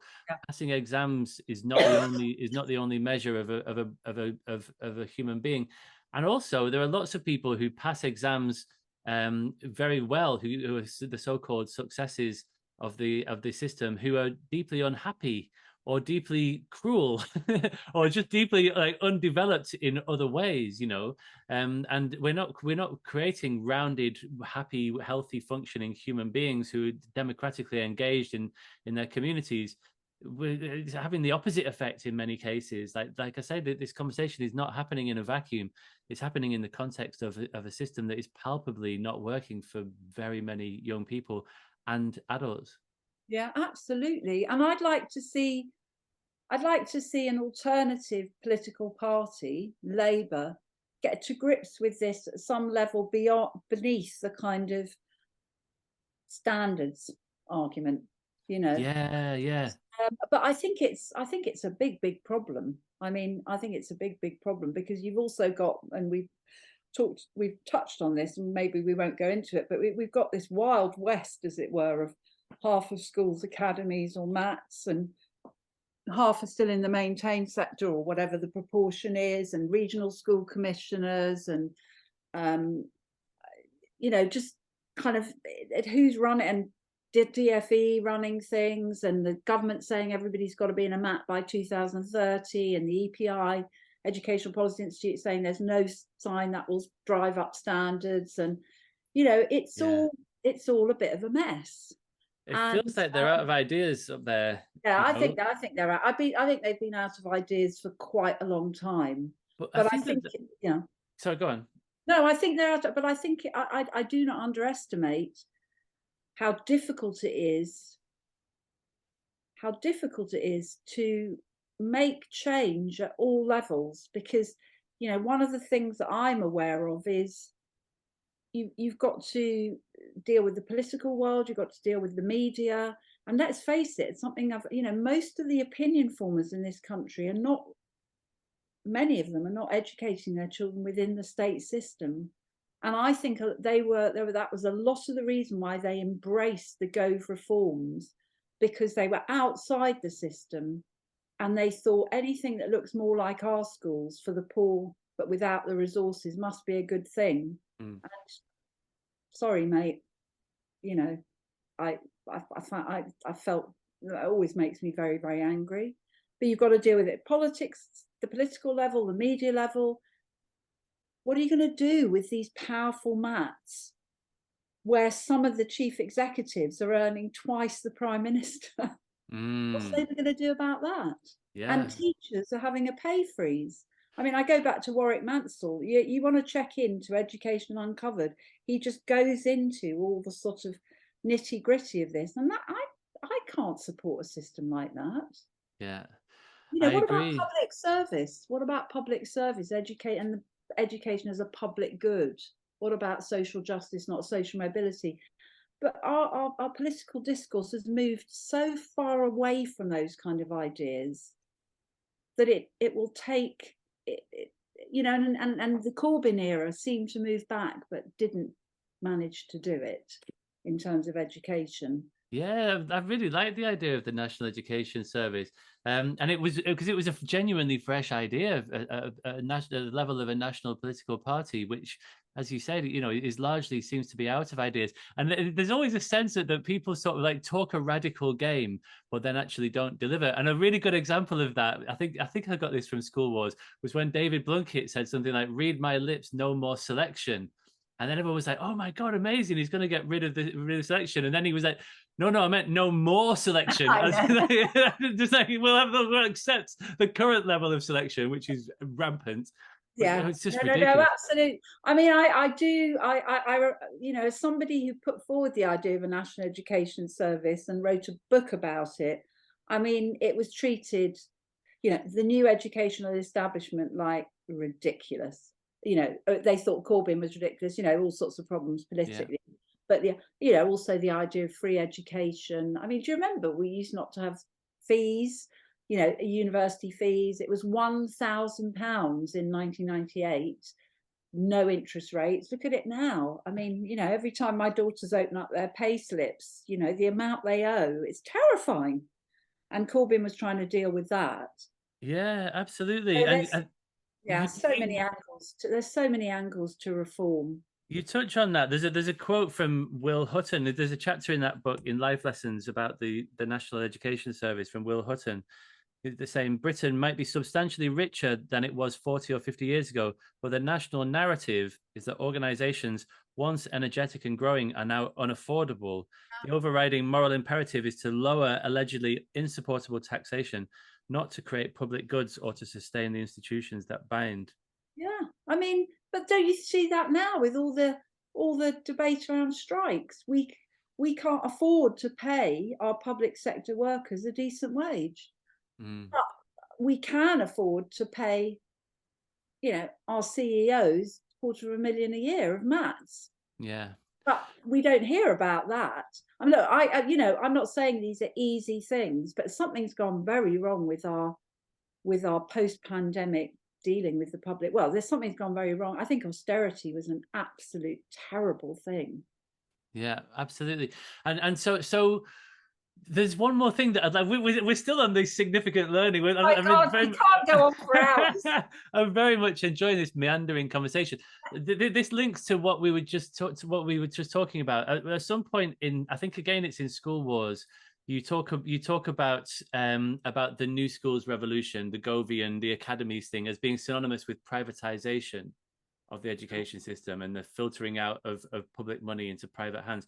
Can you shine a bit of a light on that? What do you mean by that? Well, I think that's a complicated issue because obviously education is still free. Primary and secondary education is free. But I think you can, and schools, there aren't for-profit schools. There were people who said there will be for-profit schools. And I think there have been a couple. I mean, I'm not talking about low-cost private education. I'm talking about state schools. I don't think we've seen that kind of privatization, but I think that just a few examples of how things change. When at the beginning, when Gove came in, I didn't realize, or I'd forgotten, that he appointed lots of kind of corporate hedge fundy figures to be members of the DFE boards. So that brought in that kind of thinking. The Public Accounts Committee have done a number of really, really interesting reports. They kind of provided checks and balances on the academy revolution. They argued diversion of money from schools in need to support the academy program. There was the whole question of related party transactions, that certain academies trusts were giving contracts to friends and family. These are all sorts of little nitty-gritty sort of privatization things, people making money out of the system. That's what I mean. Yeah. That the old head of my school, Holland Park, that went through another revolution, because for a while it was the absolute model of the new academy, incredibly strict and streamed, and far more than it was when I was there. The head of that, it was only a single academy trust, and the head there, who's got pushed out in the end because of a report on bullying, was earning again like £250,000. And then there's recently, I was reading about Oak Academy, which was something started up during the pandemic that was supposed to be providing free resources to schools. And then there were all sorts of things going on. I think there was the government gave it 43 million, and then there was a suggested idea of a buyout that was going to make the Oak Academy sponsor creators quite a lot of money. They pulled back from that. It's a different kind of system. This isn't local, democratic, accountable public service. There's lots of it about, isn't there? Somebody for Christmas, somebody got me a subscription to Private Eye, and I've not read it for years, but it's really interesting dipping back in. And essentially, there's just one story that runs through that whole magazine, and it's just of like low level corruption, essentially, of people like lining their pockets with public money or with money that was intended for public use. And it's just rampant at a national level. We saw it in the PPE procurement scandal. There's a column that they sometimes do called Rotten Boroughs, which is just the same thing, but it's just happening at a local council level instead of a national level. But there's a lot of it about, and it seems that I see what you're talking about, like with the academy system, there was a lack of accountability that came with that shift, a lack of a move away from local democratic accountability. And there was lots of people, for example, like their brother had set up an IT procurement company, and they used that to buy in all of their software and hardware for the school. Yeah, and I mean, You use the term corruption, I wouldn't, because I'm always very careful about what I say, but it's that the system has provided ways for people to make a living, to make money, and that's become more the case. But I mean, I think that's slightly separate from the issue. It's my mistake of local accountable. Well, I suppose no, it isn't really, because these, you know, academies and free schools are semi-independent. They're independent state schools, so they get government money and they provide a free service, but they're completely separate from decision making in their area. Yeah, so how it will develop, I don't know. But I was reading today about somebody who provides, I mean, there's profit to be made in the system, isn't there? There's profit to be made in providing resources for, there's profit and jobs to be made in the education system and increase. Yeah, absolutely. And some of it valid, and some of it and some of it not. fairly shady. Let's not use the word corrupt, but there's some chin stroking decisions that are made. Let's just settle it there. Right, let's get back to significant learning. You touched briefly earlier on the people whose ideas you've been influenced by. You talked about Fiona Millar, and I know that you're close friends with her and you've done lots of work with her. Who else has helped to really shape your thinking? Well, I was just thinking about significant learning for me has always been around, you know, I read a lot. I just think you never stop learning through life. So a general thing, you know, I remember when I met my my partner, now my husband, I remember, it sounds really odd, but I just remember looking at his bookshelf and thinking, oh my God, there's a whole world to learn here. And so, you know, I'm being very, very influenced. Obviously, we're influenced by people close in our life, but he's just so knowledgeable about and interested in art, architecture, poetry, short stories. And so that's the source of fascination to me, you know, and I've published 2 novels and written several more. So that's another side of my life. And writers on education, you know, someone like Diane Ravitch in America, who was worked for George Bush Senior, and then absolutely turned against the charter school movement. Yeah. And the, you know, choice testing and privatization movement, which is very similar to what's happened here. And I think her books are amazing. And I think she'd probably be characterized as a bit of a trad lefty, except she's not a lefty. So she's a progressive righty. But, you know, her view of what an education should provide is in a way absolutely mine. And it's quite small c conservative, because it's got a lot of knowledge in it, but it's a much broader curriculum. It's much more about a wide range of skills. It's very much premised on the idea of the good local school and the teacher as a respected educator, well paid, and all the rest of it. So Diane Ravitch had a big influence on me. As I said already, I read the writings of younger educators who have tried to find a different way, as I think it's really important not to just keep talking about, you know, the old days, because I really just don't have that view. I have a view that we've got to keep, you know, it's a dynamic process and we've got to keep talking about now. I read lots of people who write about education. So, you know, I've just been reading Tom Sherrington's piece on Rethinking Assessment website, his proposal from 2022 about a baccalaureate model, which I think is very, very important. Stefan Collini on higher education, really, really good and thoughtful. Fiona Millar, you know, she's a friend, but what I also learned from her was how education works in the political arena. Because when we first got together, you know, and started working together and wrote a pamphlet together, it was the New Labour era. It was 2005, 2006, and I really learned a huge learning curve about, you know, how these things connect to the people in Downing Street and so on. So I guess those are some of my significant learning moments. And actually 2 other figures to mention. I was asked to give the Winifred Mercier lecture at Leeds Beckett University quite a while ago, but Winifred Mercier was one of the early teacher trainers or teacher educators. And I read her biography, a couple of biographies of her, or a key one in the British Library. And you know, everything around progressive traditional education, it's all answered there. When you, the way she used to teach history to her female students in the early 20th century was just a model of what a good lesson was. And I've never forgotten it. She would make them draw maps of an area. She would make them imagine that they were fighting the Crimean War. She would make them imagine they were Florence Nightingale.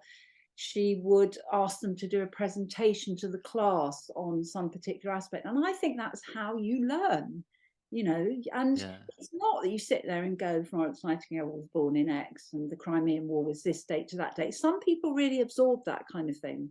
And I was a kind of learner. I was always good at exams because I could take in lots of information. And if I took it in near enough to an exam, I could do really well in it. But that's not how I really, you know, that's a sort of cheap skill. It's not, you know. And the final person, and this is something quite recently, there's a memorial lecture to my mother every year, the Caroline Benn Memorial Lecture, and the person who was asked to give it last November was Michael Rosen, who is a fantastic figure, a really interesting figure. Yeah. And he lost his voice, so he arrived with his lecture and he couldn't read it, and I, as the chair of the event, I had to read Michael Rosen's lecture. And as I always say, it's the best lecture I've ever given because it was such a joy to read. And it was on really serious stuff, the kind of stuff we're talking about. But somebody told me he's learned a lot from Raymond Carver, the writer. But it was so flexible a speech and so joyful and so learned and so light and so engaging. And I had a ball reading out Michael Rosen's lecture. And he actually wrote on Twitter very sweetly, he said, I couldn't give the lecture, but Melissa Benn read it brilliantly. And I know, I just was, you know, when you're really involved in something, it's what the psychologists call flow, the science of flow. You're not aware of an audience, you just take, and I've been pondering that experience for the last 3 months and thinking, what does Michael Rosen do in his writing and his thinking that is so engaging on the human level? Because, you know, most education talks and lectures are stat driven and they're kind of, you know, really important and worthy and not very engaging. So from now on, I'm going to be like Michael Rosen. I'm going to be a fully rounded human.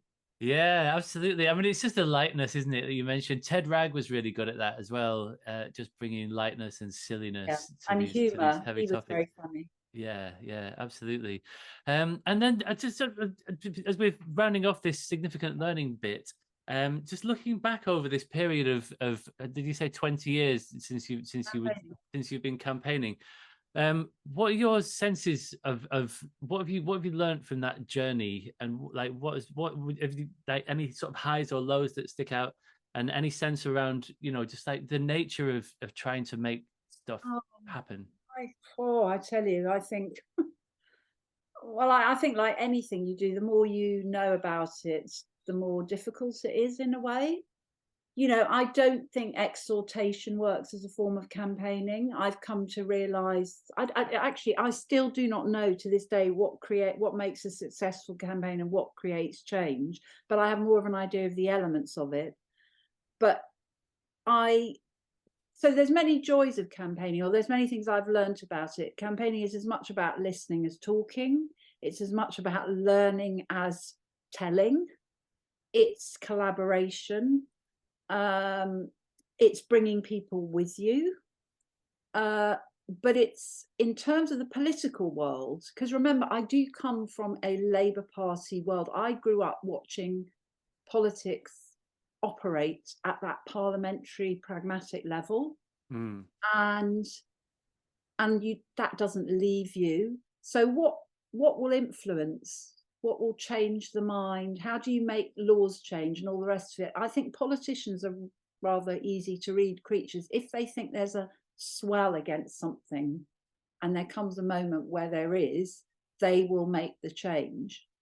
And so I've learned it's no good just going to a politician and saying, this is wrong, this is wrong, this is wrong. And they hang their head and they go, yes, you're absolutely right. Or they don't hang their head and they don't even see you.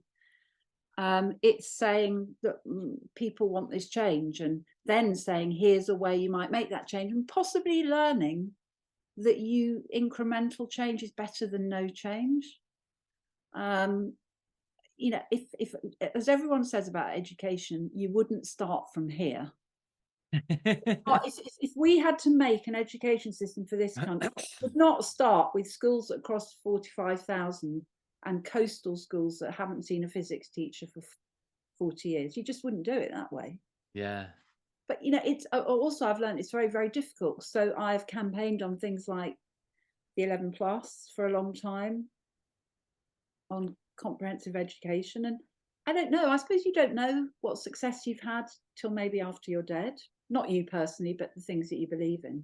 But I like to think writing, you know, I think am I unusual as a campaigner who writes? I'm not an academic, but I write. So I wrote School Wars to be a book that might be quite engaging on these issues. So I kind of use things I'd learned from writing novels to start every chapter with something that I hope would draw people in.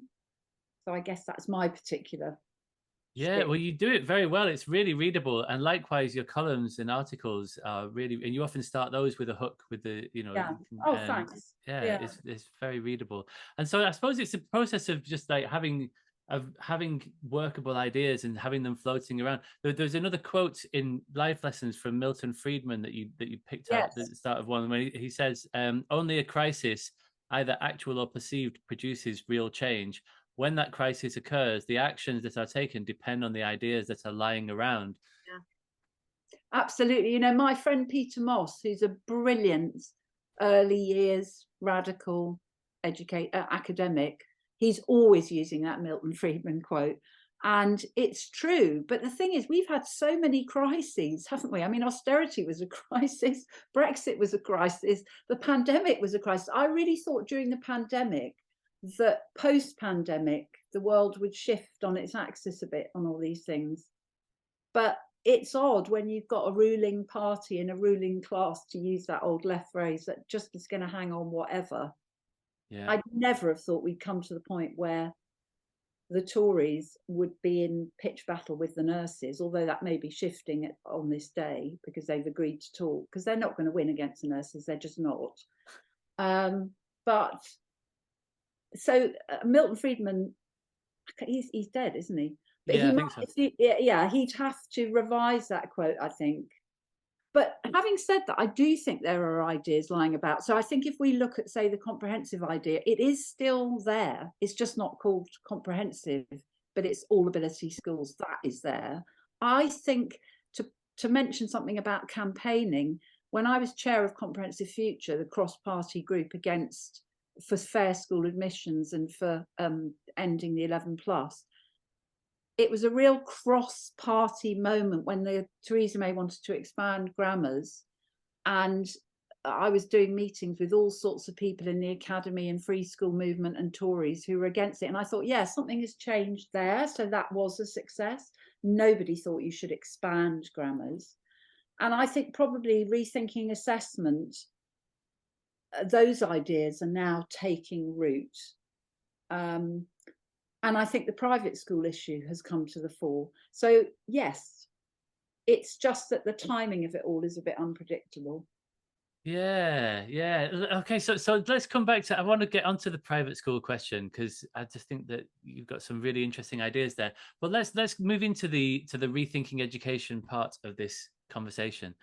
And I know that we've talked a lot about rethinking education already, but we'll move into this section of the podcast proper, as it were. So firstly, essentially, there are three sort of broad headings here: positives, challenges, and potential solutions to those challenges. So let's start with the positives. What are we getting right currently? What do you like the look of? What would you like to boost the signal of? Gosh, you know, when I was thinking about this in preparation, I was struggling a bit. I mean, positives, I would say it's those schools, and we've talked about them a bit already, that are trying to do things differently and appear to be succeeding. And I was going to mention XP, which I know is quite often XP in Doncaster. And the reason I was going to mention it is because over the years, I suppose this is the result being a campaigner, I'm often asked to go and look at schools that were trying to sort of buck the trend and do things differently. But one of the things I noticed was that I would go to schools and think, gosh, this is amazing. They're doing really interesting things. But their Ofsted or their exam results, if they weren't good, you couldn't get traction with their approach. Do you see what I mean? People would say, well, that's all very well that they have children giving presentations at the age of 12, but their headline GCSE results are terrible, so they're failing the disadvantage. And I think one of the things about XP is, I'm pretty sure they have had good Ofsted results and they have had good exam results, and you made reference to that. Their standards are very high, but their approach, project-based, expeditionary-based, however you want to, human-based, is very counter to what most schools are doing. So that is a positive. Yeah, definitely. And then somebody said to me, a very, very smart education journalist who is young and only has known this post-2010 world, well, she said to me, yeah, XP is great, but there's no sign you could scale up on that. But I guess that I put that under a challenge. How do you scale up on that? How do you have more schools like that, which, as you've indicated, parents would really like? A lot of parents like. I don't see why you couldn't scale it up. I mean, so one thing is that they have small year groups. They only have 50 kids in a year group, and when they became oversubscribed, they just opened up another site next door, didn't they? So there's XP and then XP East, and they have 50 kids per year group. But they're like open source, aren't they? They publish all of their stuff. If you want to know how they do it, like they make it financially work. Like it does seem difficult to think, especially as a secondary school where you've got, science equipment and, like PE facilities and, things that sort of cost a bit of money. How could you do that, economies of scale and all the rest of it, if there's only 50 kids in a year group? But they make it work, and so I don't see that there's any reason why that shouldn't work. If there was a sort of an XP starter kit, as it were, there were only quite a few features of that school that really, like, I've visited XP, and it is an amazing place, but also it felt quite schooly in many ways. Like the lessons that I was in felt pretty standard lessons, it felt school shaped, but they have grew, they have this very sort of strong pastoral system. They have these cross-curricular activities, expeditions that they organize their curriculum around, but they're mapped against the national curriculum. They do GCSEs. It's a fairly schooly place.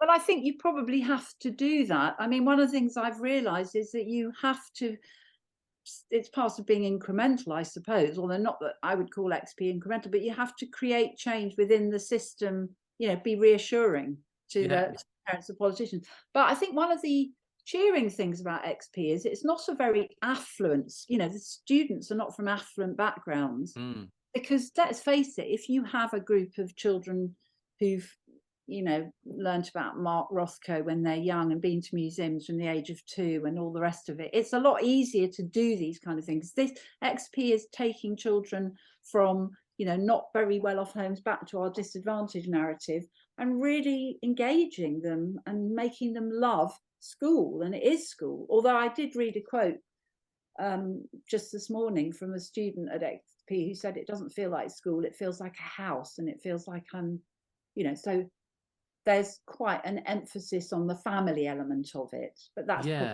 small. So I see that as a positive. I mean, I do see other things as a positive, but again, they're rather abstract. I mean, I'm on the board of Forum, the magazine that's for age comprehensive reform, age 3 to 19, and one of the key ideas that's part of the Forum thinking is learning without limits, getting rid of this idea of streaming children, because it's one thing to have an all ability school where you put children in sets. It's another to say we're not going to recognize the idea of ability and we're all going to learn together and so on, which is really quite radical in the current landscape.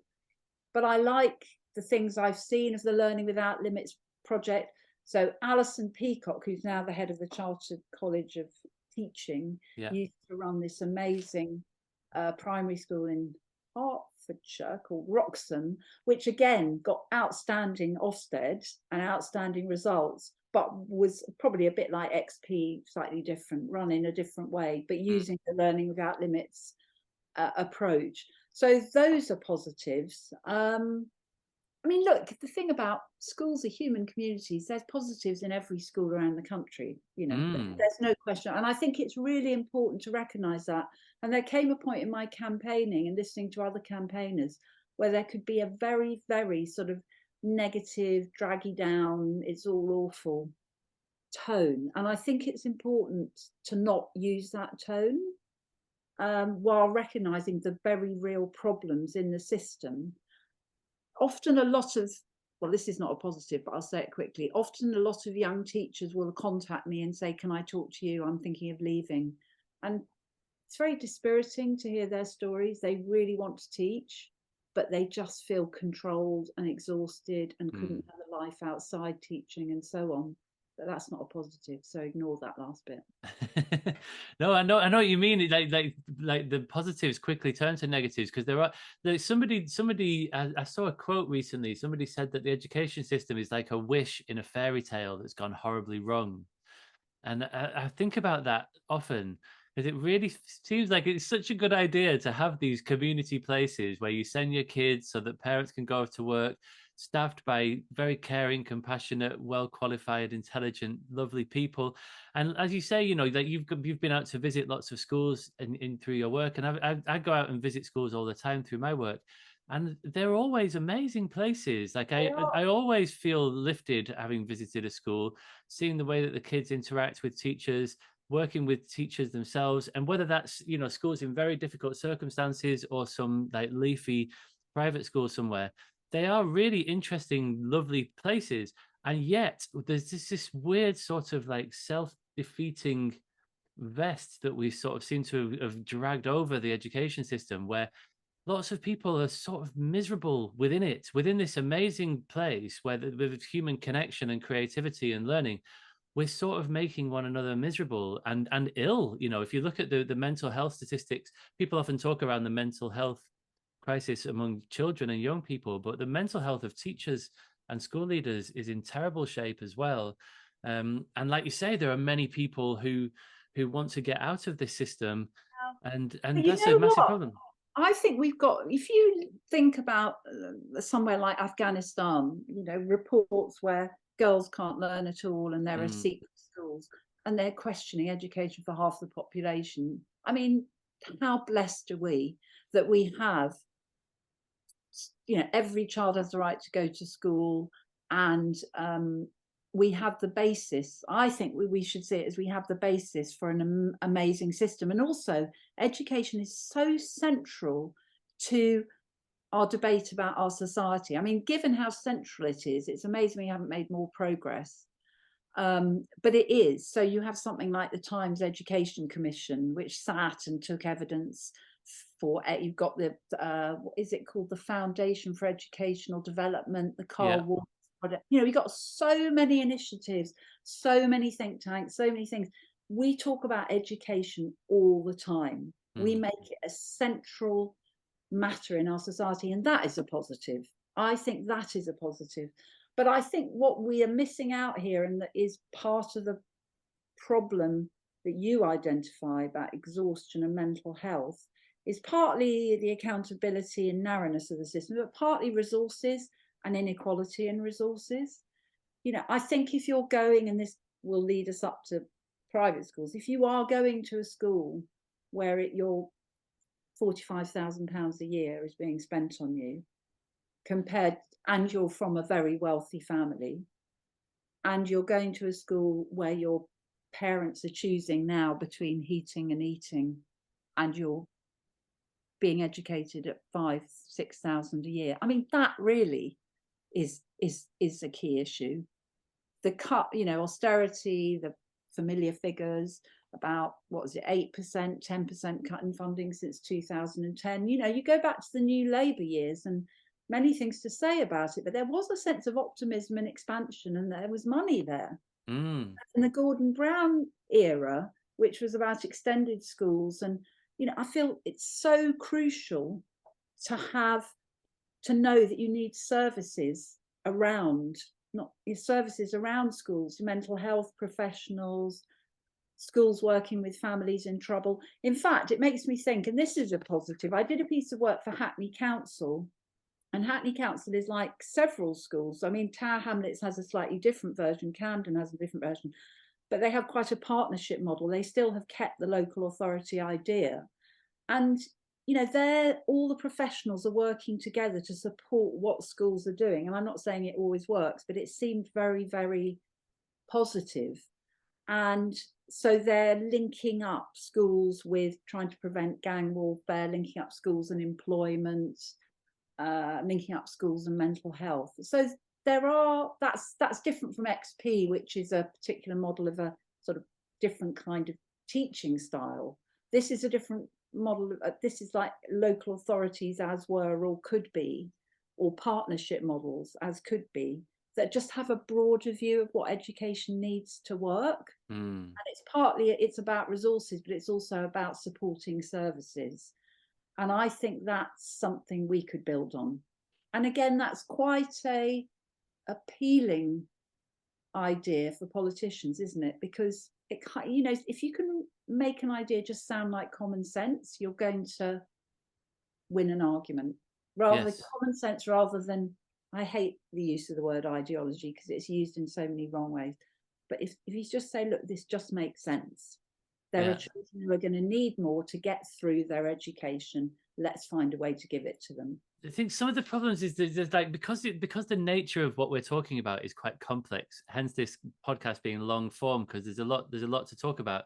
It's the people talk about this word retailable, don't they? In policy terms, like you need to have something that you can explain to somebody on the doorstep in 5 words or less, or else you're not going to get through to the voters that count, sort of thing. And so everything just gets simplified down into this basic level, and like talking about something that's really complicated, about how to create a more diverse educational ecosystem that fits lots of different people's needs. It's just like it's too difficult to sell. I know, but yeah, it's some people call it the elevator pitch, don't they? Same thing, that you I think that's the idea, that you can sell your idea from floor 1 to floor 4 and to a busy political person. Yeah. But in a way I agree with you. In another way, I think you can put common sense ideas quite simply. You may have to go up to floor 7 for some of them, but you can. And I think I feel I've just convinced myself the idea that schools need supporting services in order for education to really flourish, particularly for those who need it most.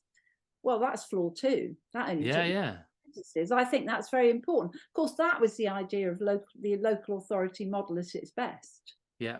And of course, that was all swept away with, the academy and free school, or started with the City Technology College. And that's really an argument between an idea about how much local democracy should be allowed to enter into our services and so on.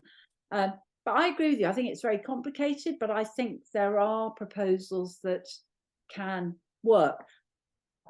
But I do think one of the things I've learned with campaigning around education, and Tony Blair did this well with his education slogan, is I think the politicians need to, and the think tanks behind them, need to do a massive amount of preparation for coming up for new ideas if they want to put them into process. And then they have to find a way to put them fairly straightforwardly. Because a voter, you go to a voter on the doorstep, your average voter, and I've done a lot of canvassing in my life, and you say something like, well, you see, the trouble with the academy model is it doesn't have the democratic accountability of the maintain model, but on the other hand, it has a flat. Most voters are going to say, as somebody once said to Lisa Nandy, look, love, you go away and sort it out. This isn't my problem. So that you do have to be able, but the work has to be done somewhere. And I think pre-New Labour, there was a lot of work done. From my research into the Gove era, they did a lot of work on their free schools, and so Labour now, I hope, presume, and know to some extent, is having to do a lot of work about what they're going to do.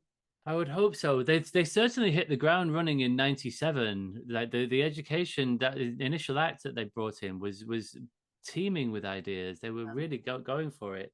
I very much hope that there's, if there is that stuff happening behind the scenes, it's a very well kept secret.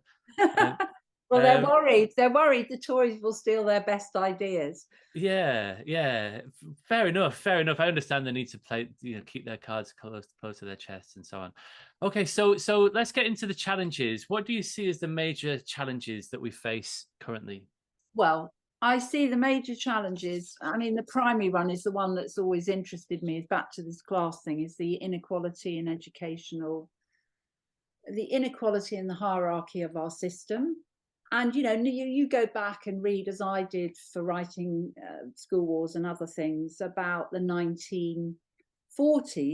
The private schools were very weak then. This weird thing, the public schools, the private schools, they were very weak then. And I can't remember if it was George Orwell or Graham Greene saying there's no way you're going to have public schools continuing. And partly because the 1944 Education Act did not bring the public schools into the new post-war system, they have continued. They've flourished, and a really interesting thing about them is that they become more and more expensive. I mean, if you look at School Wars, I go to Wellington to see Anthony Seldon when he was the head of Wellington, and I think I say there the average fee is 30,000 a year. That was 10 years ago. Now I think the average fee for those sort of schools 45,000 a year. Yeah. I mean, the only thing I would say about that is that's such a lot of money to pay out of taxed income for your children. Only the super rich can afford it. Yeah. You have had heads of more kind of standard private schools. I think there was one in Wimbledon where he said, we're not any longer getting the doctors and lawyers sending their children here. It is the super rich and the oligarchs.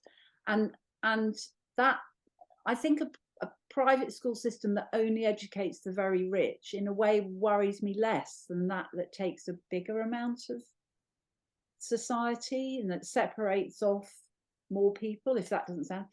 I know what you mean. I think that both of them are not ideal, and some of those places, you mentioned Wellington, and that place is unbelievable, isn't it? It's like just like this stately home, this castle sort of building, and there are many like them, and it's hard.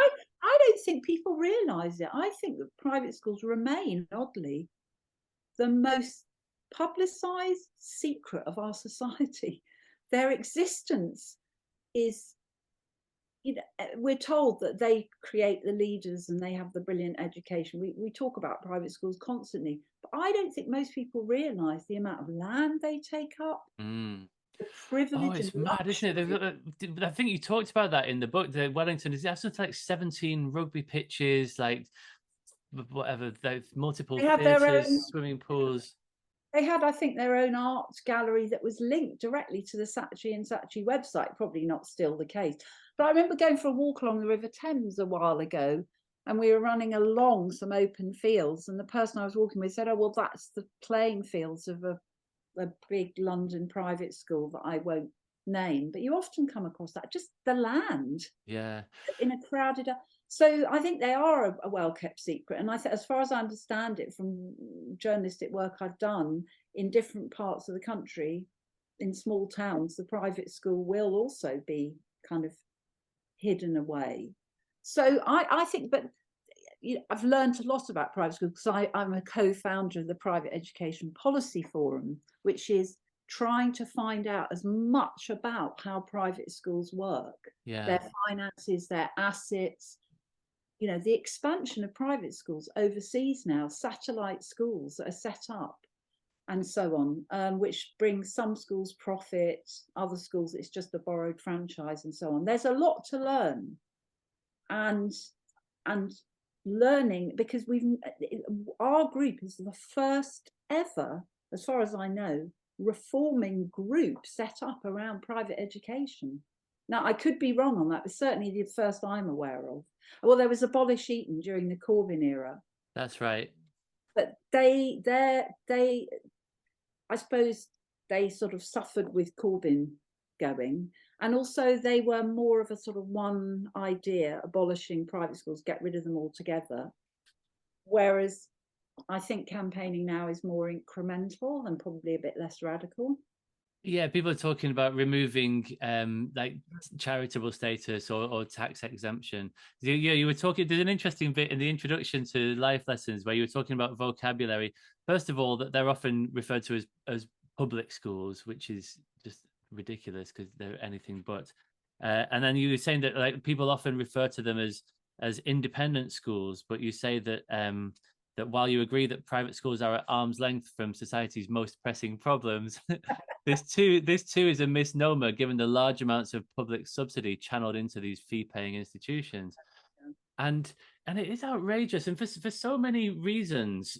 Like I remember I was working at a school, it will also remain nameless, a really one of these ones that looked like a castle, and it's in London, and it's really near to like quite a rough area of London.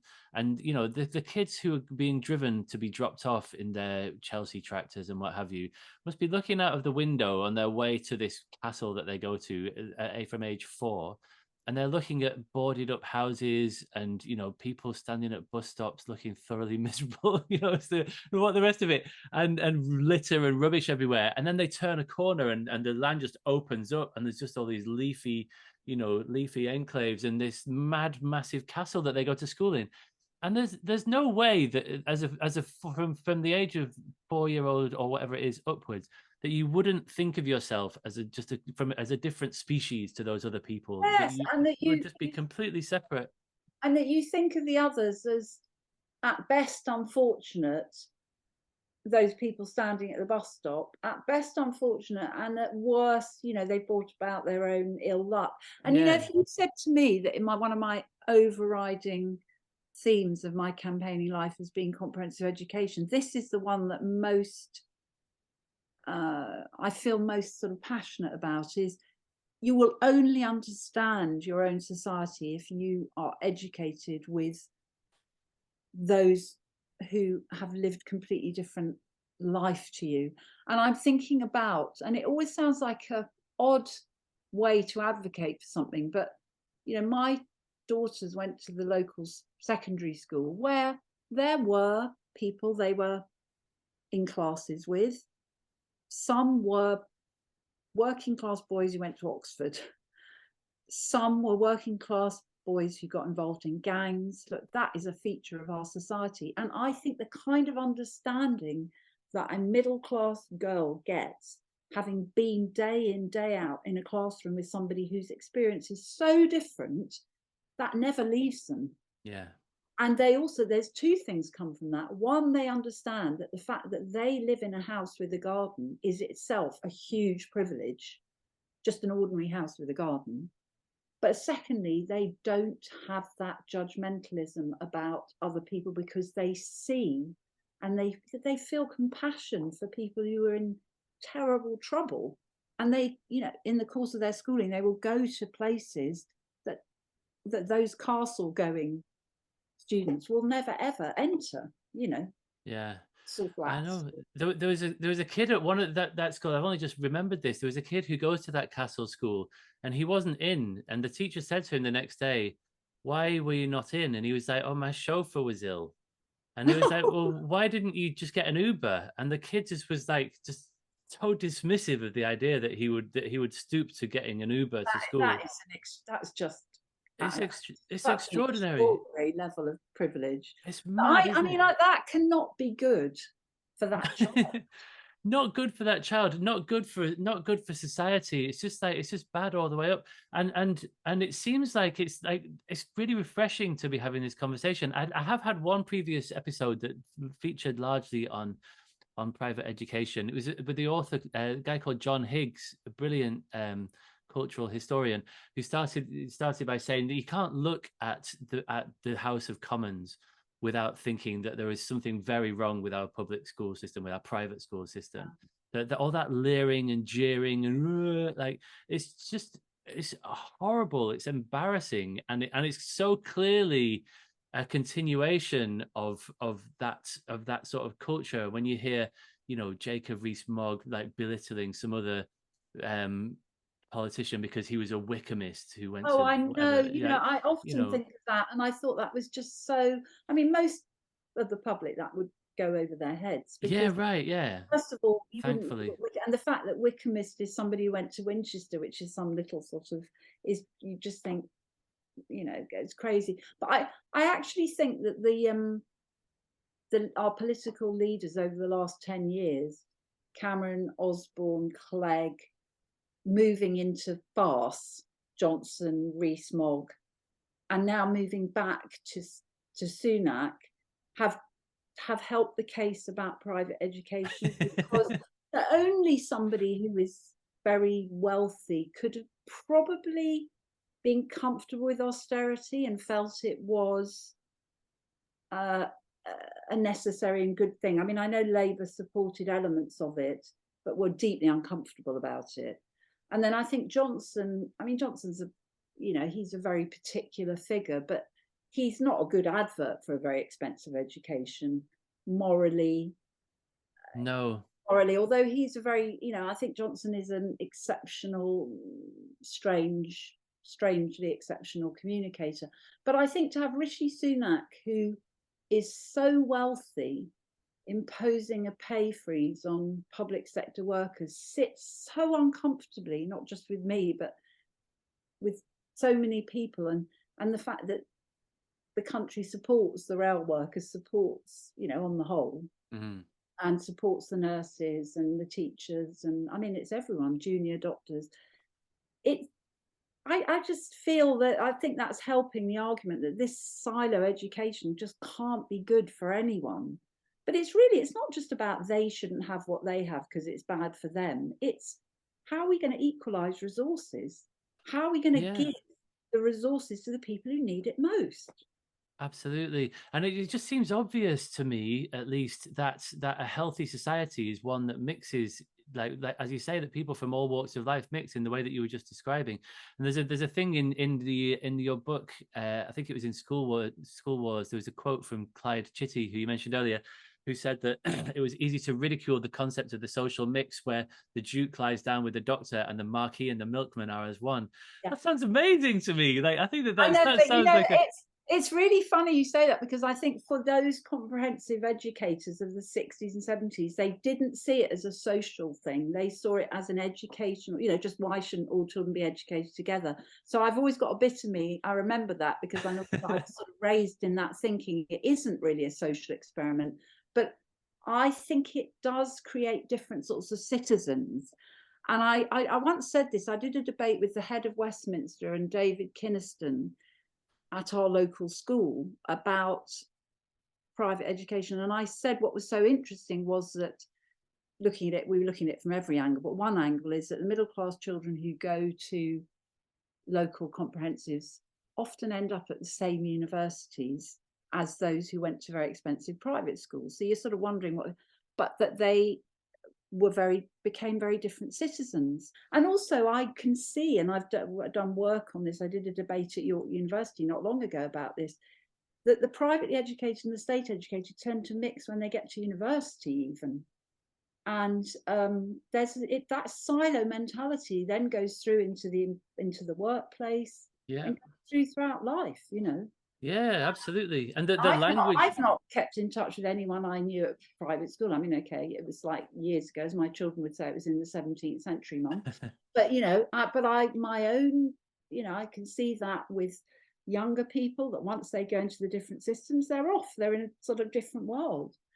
And is that a moral question? Is that part of what we're talking about? Well, yes, it is. But the really important thing is give those children who need it, those young people who need it, let them have proper science labs, let them have proper art lessons, let them learn music, let them have smaller classes, make sure they do. And that is the really crucial thing. And if we have to it's largely symbolic, taking money from the private schools, but I think that's a good transfer of wealth. Yeah.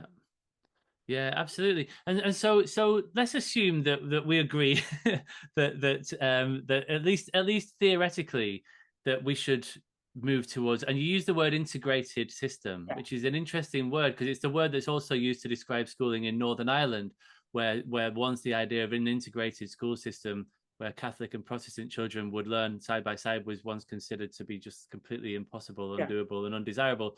And now, like, the vast majority of schools in Northern Ireland are integrated. And so like, my question is it possible to integrate public and private schools? And I remember we spoke about this a week or so ago when we chatted.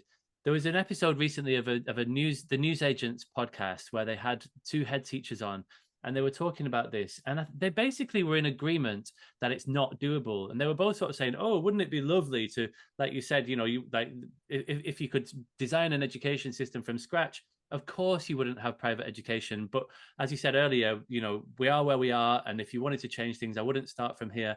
We have this legacy and there's nothing that we can do about it." And the best that they could come up with was that they would say, well, we need to tighten the criteria so that they have to do more to demonstrate that they deserve this charitable status that they have.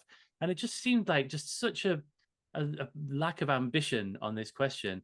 And so I was just, wondering, that this idea of abolish Eton, or, like just like integrate private and public schools, is it possible? To what extent have you thought about this? And do you think it's actually, is there a path? Well, is there a path? Oh, God, I mean, I think there is a path, but it's a bit back to that Milton Friedman quote: when there's a crisis, what are the ideas lying about? And then going back to the Second World War, look at the amazing changes that happened after the Second World War, which was a prolonged crisis of a world war. A crisis like that, I could see there being very quick change. We've had mini crises of the kinds I've identified: austerity, pandemic, cost of living crisis.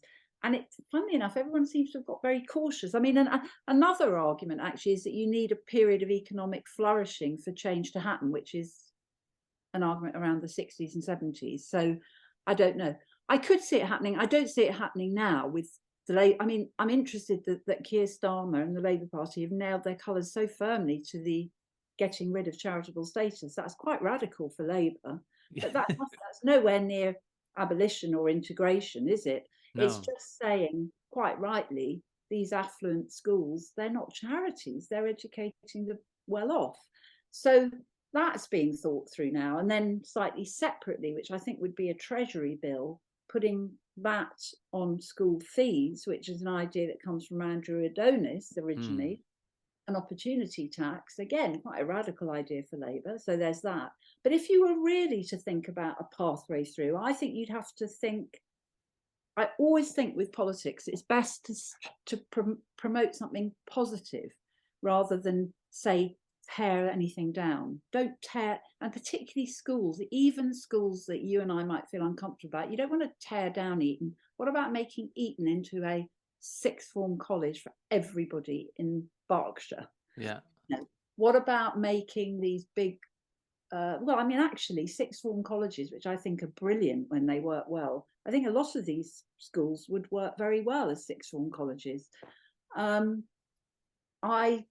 I could see it being that there is a route that was developed and which was supported by the government under the New Schools Network of struggling private schools, smaller ones, because let's face it, only a small percentage of private schools are these big public schools. A lot of them are smaller schools.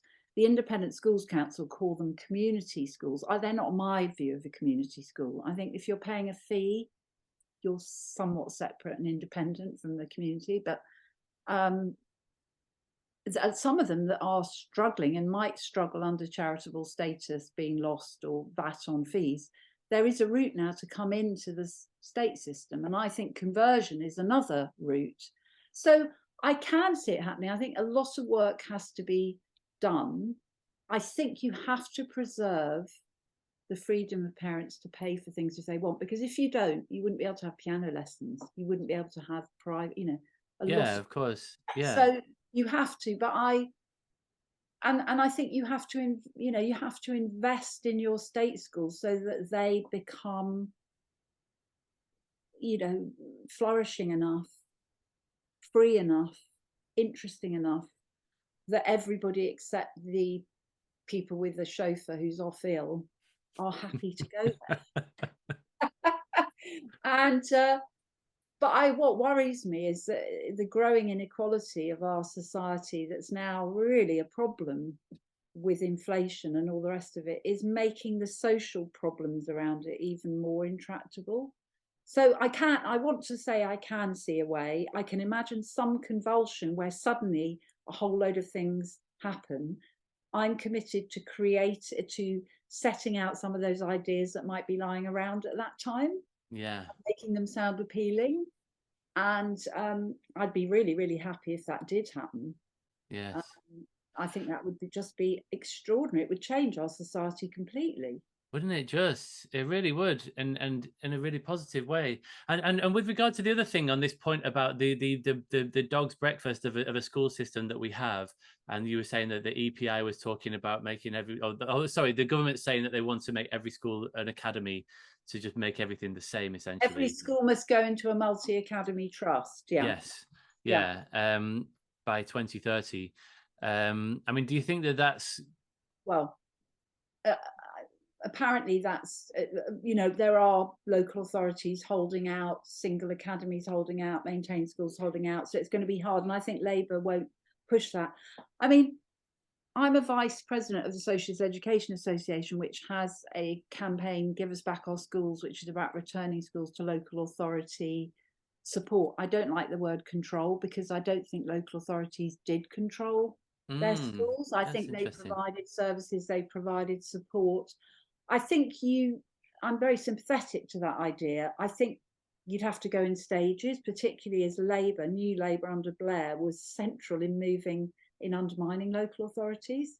And that was a lot of what somebody like Fiona Millar, and I learnt through her, was protesting against. She was very much a New Labour figure, but just felt that they had got it wrong on this attack on local authorities. But there are some interesting ideas lying around for democratising multi-academy trusts, creating better accountability, connection between local areas. And David Wolf and Anne West have written an interesting paper on this for the LSE, on ways to bring back democratic control without going right back to, local authorities have been dismantled on the whole. So you'd have to reinvent the system. I mean, I don't mind the idea of small sort of trusts, groups of schools. I think that, probably could work quite well, but it should be within a more accountable model regionally. And of course, now we have not the Andy Burnhams, now we have mayors and regional and devolution. So, I mean, in some ways it would be about reinventing a model we had before, but politics being dynamic and structures being dynamic, it will look different. But I'd like to see Labour moving the system that way and taking out the corporate money making sort of private company element in the school system, definitely. Can I mention one other thing, which is where we met, is stopping the 11+ test. I really think it's the weakest case in the whole of education, testing and dividing children at 10 and 11. And there's no question that where selection exists, it benefits the already well-off. 12% come from private schools, and they get a free education in the secondary sector through this test, which they're heavily tutored for. Under Theresa May, she said we will expand grammars if they take more disadvantaged children. Evidence out just today reported saying they're not. But grammar schools are considered the jewels in the crown of these backward-looking local authorities, and it's become even more complicated. So many of them are now academies, which means they're autonomous and so on. But I see no case for that division at all. Yeah, I agree. It was very moving, wasn't it? It was quite powerful that evening. There was the police officer, I can't remember her name, the lady who was the inspiration for Prime Suspect, who spoke very movingly about having failed the 11+ as a child, and the division that sowed in her family, and even becoming as successful as she was. It was only after she left the police force and did a postgraduate degree, I think she said, a master's, that she finally felt that she was that she was able to throw off this sort of the shackles of this label of as like you're an educational failure. What a thing to do to a person, like you say, at the age of 10 and 11, and something that sticks with people for the whole of their lives. Like, I mean, I agree, there is no case for it. there's no case for it. And you know, thousands of children are feeling like that every year now. And also, is it good to be told at 11 you're cleverer than most people, and then to go into a grammar school and just to have that slight sense of I'm cleverer? But education is not about dislabeling who you are. Education is a dynamic process of constantly learning. So I don't think it's very good to be told that you're better than at that young age either. Yeah, right. I don't Yeah. think that's good. So there's a lot of work to be done. Comprehensive Future, which I stepped back from being a chair, now a vice chair. We're doing quite a lot of work now on the psychological impact of the 11 plus, which is kind of incredible that nobody's really done more work on that, because in this era around mental health and the well-being of children, how can you justify that?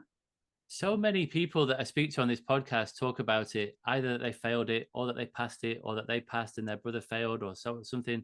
It's absolutely amazing, like how current it is in I you know know, in people of our generation.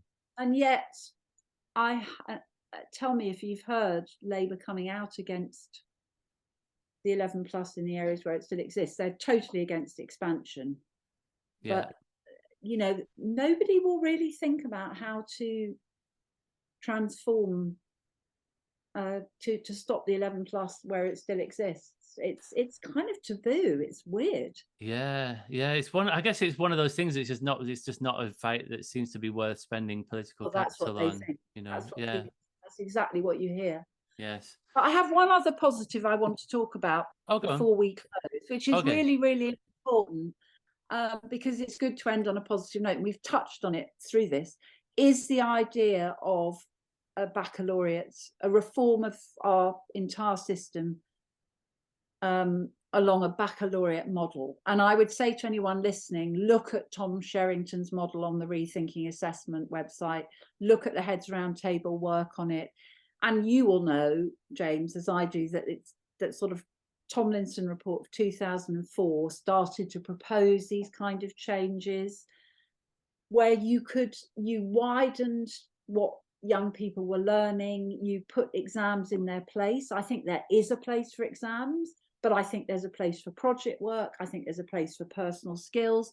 I think there's everything against saying you narrow down to 3 or 4 academic subjects at 16.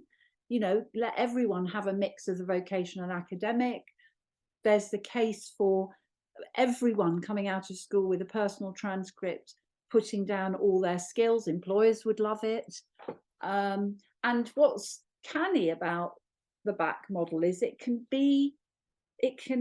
fit around what we have now. It's not a huge revolutionary idea. It can ease into the system we have now, but just literally ease the system away from this high stakes, narrow view of what a good education is. So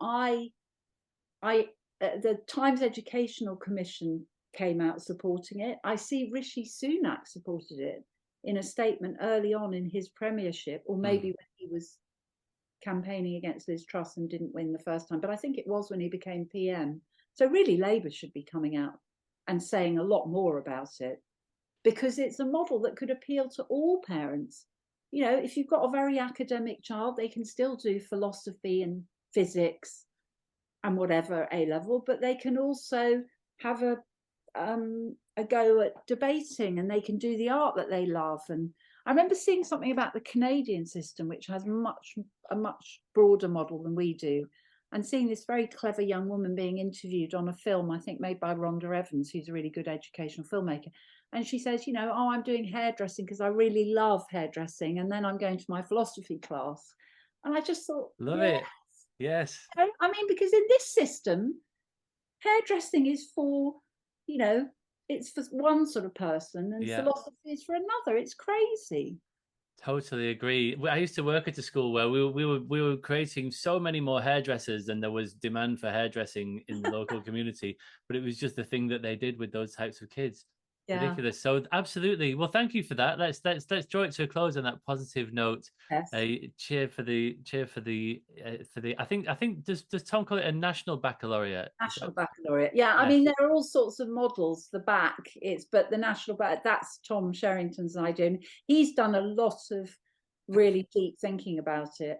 And in a way, it kind of, because he's been a head of a grammar and a head of a comprehensive, and so he's seen all the system. And I think it is a comprehensive model that kind of could work in a genuinely comprehensive system. So it's got lots of advantages. I totally agree.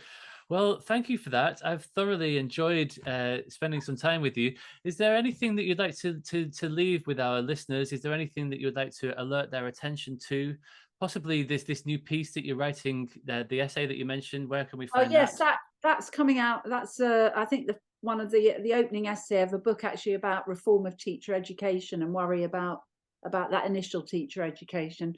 No, I mean, I would like to say to people listening, do look at Forum, which is published by Lawrence and Wishart, which is a really, really interesting academic journal, but it's very accessible and lots of ideas, alternative ideas. Do check out Comprehensive Future, Private Education Policy, Forum. I'll tell you what I didn't get to talk about, but I will just mention is I sat on the commission looking into adult education and lifelong learning and what needs to be done there. And I think there's some really important reforms that need to happen. So read the Centenary Commission report on adult education. There's just a lot of good ideas out there, a lot of great people. And I would say to your listeners, I think we're at a point where things might change, could change, should change. So let's put our shoulder to the wheel in making that happen. Couldn't agree more. Yeah, and there's lots of things that I'd love to talk to you about offline as well. Because I feel I've spent the rest of most of my life with you now, Jake.